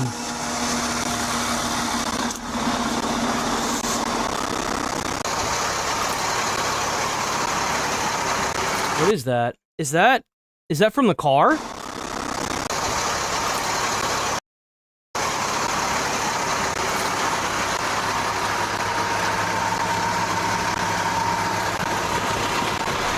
Firefighters are able to get the man stuck underneath the car out and need to get him to a hospital immediately. Which hospital you guys going to? Yo, W firefighters. UW? Okay. He was northbound, both other vehicles were southbound. Okay. I'm going to do a walk. You would be surprised getting somebody removed, because I've done it before. Getting somebody removed from a wreckage like that is an extremely delicate situation. You have to be very slow and very methodical with every movement, because if you move something in the wrong way, you could end somebody's life. Like, other field, just make sure no other buddies laying out there. But let's just spread out like 25 feet apart and to go that way. All right, so let's take it north, because that's the other half of that car. Are they trying to see if there's anybody else? I think those pieces are old, but there's pieces of the car out there. I was gonna say, remember to look up. always surprise you. You want him taking crash report? We'll just start getting statements. Yeah. Okay. Alrighty. I'm sorry it took so long. You just kind of it's all right. A little bit of a cluster going on here. You guys. The car that crashed. Okay. Was going eastbound. The black one. Yep. And they started to fishtail, and they came around, caught the front of the plow truck. With the front end or the back end? With the back end. Okay. And then flung the back end of the car over there, and they came to rest right about where the fire truck is. Okay. Facing that way with the... Facing back northbound? They were shooken up, but they were both fine. Okay. And then the car that's in the ditch way over there yep. was going eastbound as well. Okay. Couldn't see them or anything because they didn't have any lights on. Gotcha. At the front of them, that's when the driver came out. Okay. And I was able to throw the car in reverse as that car was flying back at us because we were right behind. We've been behind. That's conflicting with the story that they gave. Huh. The plow since Janesville doing 31 miles an hour. Yeah. And then, the safest place normally is right by the plow. Yeah, that's what I said. As soon as we passed him in Janesville, it's like, well, we'll just stay behind him. Hopefully he goes all the way to Oregon. For sure. We're going. They just fishtailed right in front of the plow. They were fine until they got hit again and he came out. Gotcha. Okay. So what it sounds like happened is that black car was coming southbound around the corner, started to fishtail. The ass end clipped the front of the plow truck, spinning it around, and the back half like flew off. Right. It was in the middle of the road facing northbound. This car was still coming southbound. It didn't have any lights on it or anything like that, so they fucking clipped it. Did you... Bro, that still sounds... I feel like the people in the car are telling more of the truth, but I feel like something else had to have happened there. There's no way, dude. Happened, or did you get the whole story? I got the story from him. Okay. Dude was coming southbound. Yep. Lost it. He said it looked like his rear end came out. Yep. Caught the wing of the plow, and that's what ripped the vehicle apart. Yep. And then BMW came along, didn't see it, and just hit him. He was dead in the road. Yeah. And then it knocked him. That's what I got out of... So they were fine, but then the other vehicle hit them, and that's how he ended up under the passenger side of the wheel. That sucks. Bro, that sucks so bad. That sucks so bad. To even be able to get out and walk around after a crash like that, just for that dude, that sucks so bad. Out of the Honda too, but it sounds like the driver of the Ford was out of the vehicle when the vehicle got hit again. So that kind of explained him being probably under the tire. Okay. So, yeah, it's not ejected, but it's probably all going, holy crap, it just got in a crash. Yeah. Now that officers have the details of what happened, they need to do field sobriety testing to confirm no one was No fucking shot. No shot. No shot. No shot. They were drinking. There's no way, right? There's no way these idiots were drinking. The influence. However, when the officer returns to his vehicle to get the male and female from Are they gone? he's met with a surprise. Okay. Do you have anybody sitting in your car? No. Need somebody? So the two people from the BMW were sitting in my squad. Now I don't know where the they're at. These people that were in my car are in this ambulance? 12 drivers in this one. You guys have the folks from the BMW? We do, yeah. Okay. We were just finishing up with them. So you guys were headed home, I'm assuming? Yeah, okay. Where are you guys coming from tonight? Musket Lounge on Monona Drive. Is that like a bar or something like that? Okay. Did you have any drinks or? Oh my god, dude. No way. Bro, we gotta put these people in jail. Just put them in fucking jail forever. I cannot. Bro. Dude, that is like a once-in-a-lifetime crash that dude lived. He was able to get out and walk around and just got fucked by these idiots, man. No way. she was drinking pretty good. I had a couple drinks and then I had 2 or 3 Diet Cokes at the end of the night. So. Okay. What do you typically drink, or what did you drink tonight? I had half a PBR, or like a third of a PBR. Okay. And then Oh, they're just laughing and having a grand old time while this dude is being picked out of the fucking wheel well of a car.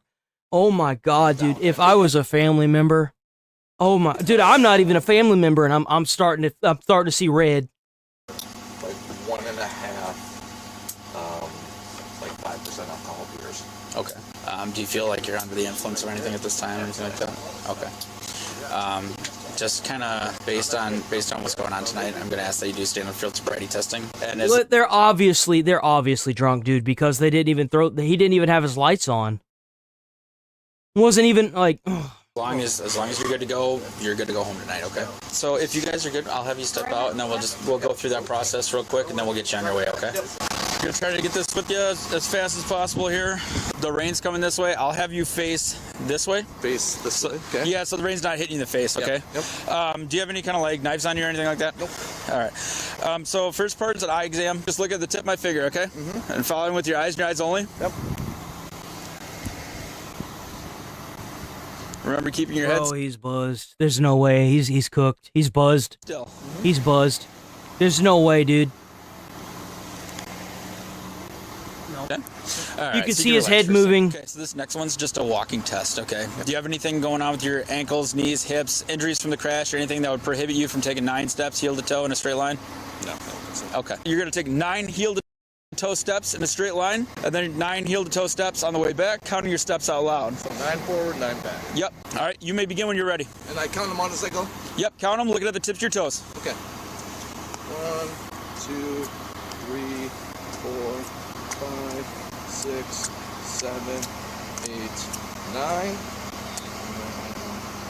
So the left again? Yep. 1, 2, 3, 4, 5. Oh. 6, 7, 8, 9. So the next one's going to be a balance test. Okay, so that's going to be raising 1 foot of your choosing for a duration of time. You're going to count 1001, 1002, 1003, and so on until you're told to stop.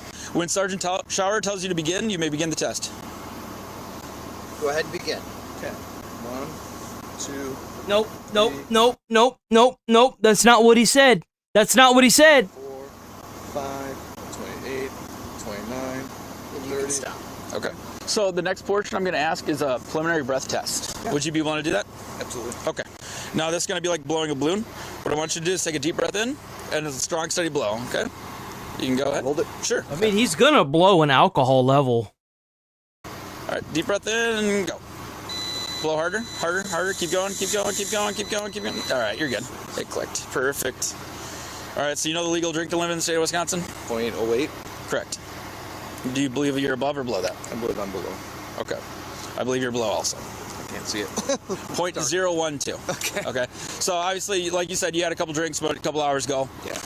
You're not going to be placed in custody for OWI or anything like that tonight. I just had to verify based on the crash for all of our information. Okay. So as long as, do you have any questions for us or anything like that? I don't know. Okay. For better understanding of what happened, this car took a right turn onto the highway and began fishtailing due to icy road conditions. Then the plow that was passing hit the car, splitting it in half. And then he got out, right? Flying into the field, while the front half came to a stop in the road with the driver still inside unharmed. The driver then exited what was left of his vehicle, and at this point, due to low visibility, another vehicle containing the male who was field sobriety tested ran directly into it, Damn, throwing so the front... he got completely run over by the car. I thought maybe he was like on this side, and then another car tried to go around or something. Nah, dude, he got completely crushed by it. Jesus. half as well as the driver into the field, trapping the driver underneath it. We were able to independently confirm that all involved parties survived. While it was confirmed that no one was under the influence while driving, under Wisconsin law, drunk driving is a non-criminal offense for the first 3 times caught. The state has among the highest rates of drunk driving fatalities in the Midwest. I wonder why. I wonder why.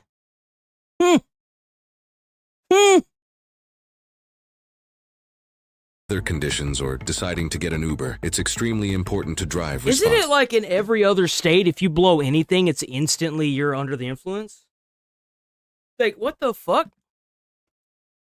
responsibly. What's more dangerous on a highway, speed or the moment you think the danger is already over? This isn't about blame, it's about how fast the margin disappears because ice steals traction, visibility steals time, and metal doesn't care who did everything right. One bad angle, one unseen movement, and the road resets the rules. Defensive driving isn't just about being cautious, it's actually survival math. It's knowing that getting out of your car can be more dangerous than staying inside because crashes don't end when the impact stops. Sometimes the deadliest moment comes after you think you survived. Remember, the road doesn't care if the crash is over because traffic is still coming. Yo, W Midwest Safety. That's all I gotta say. All right, boys. I'm gonna roll up out of here. We are back to a normal schedule. No more days off, probably until next holiday season. So yeah, we will be here Monday through Friday, boys. Stay safe out there. Don't do anything too crazy. Hold on. Let me see. Why the fuck does it do that? Don't do anything too crazy.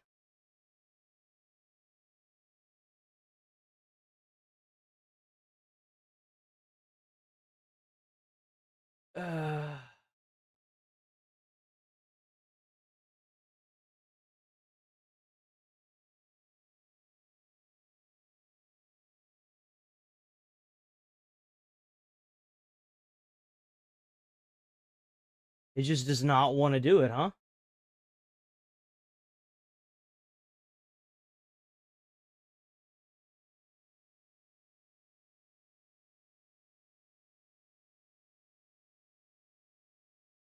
It's kind of crazy that it doesn't. I don't know what's going on. Ever since I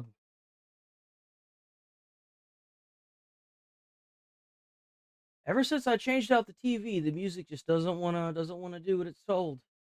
I don't know why.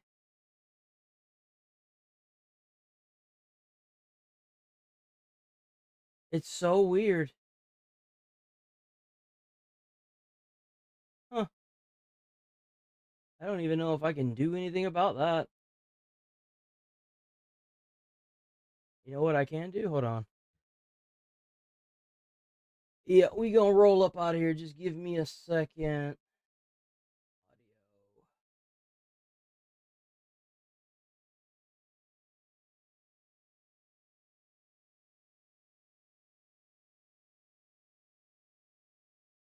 There we go. I'll do that.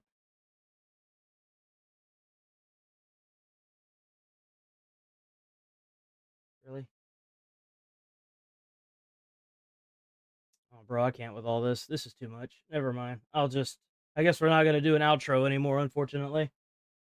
Whatever. There's always some bullshit with this stupid ass app, dude. There's always something. I'm rolling, boys. I'll be back on tomorrow. Stay safe out there. Thanks for watching. I'm out.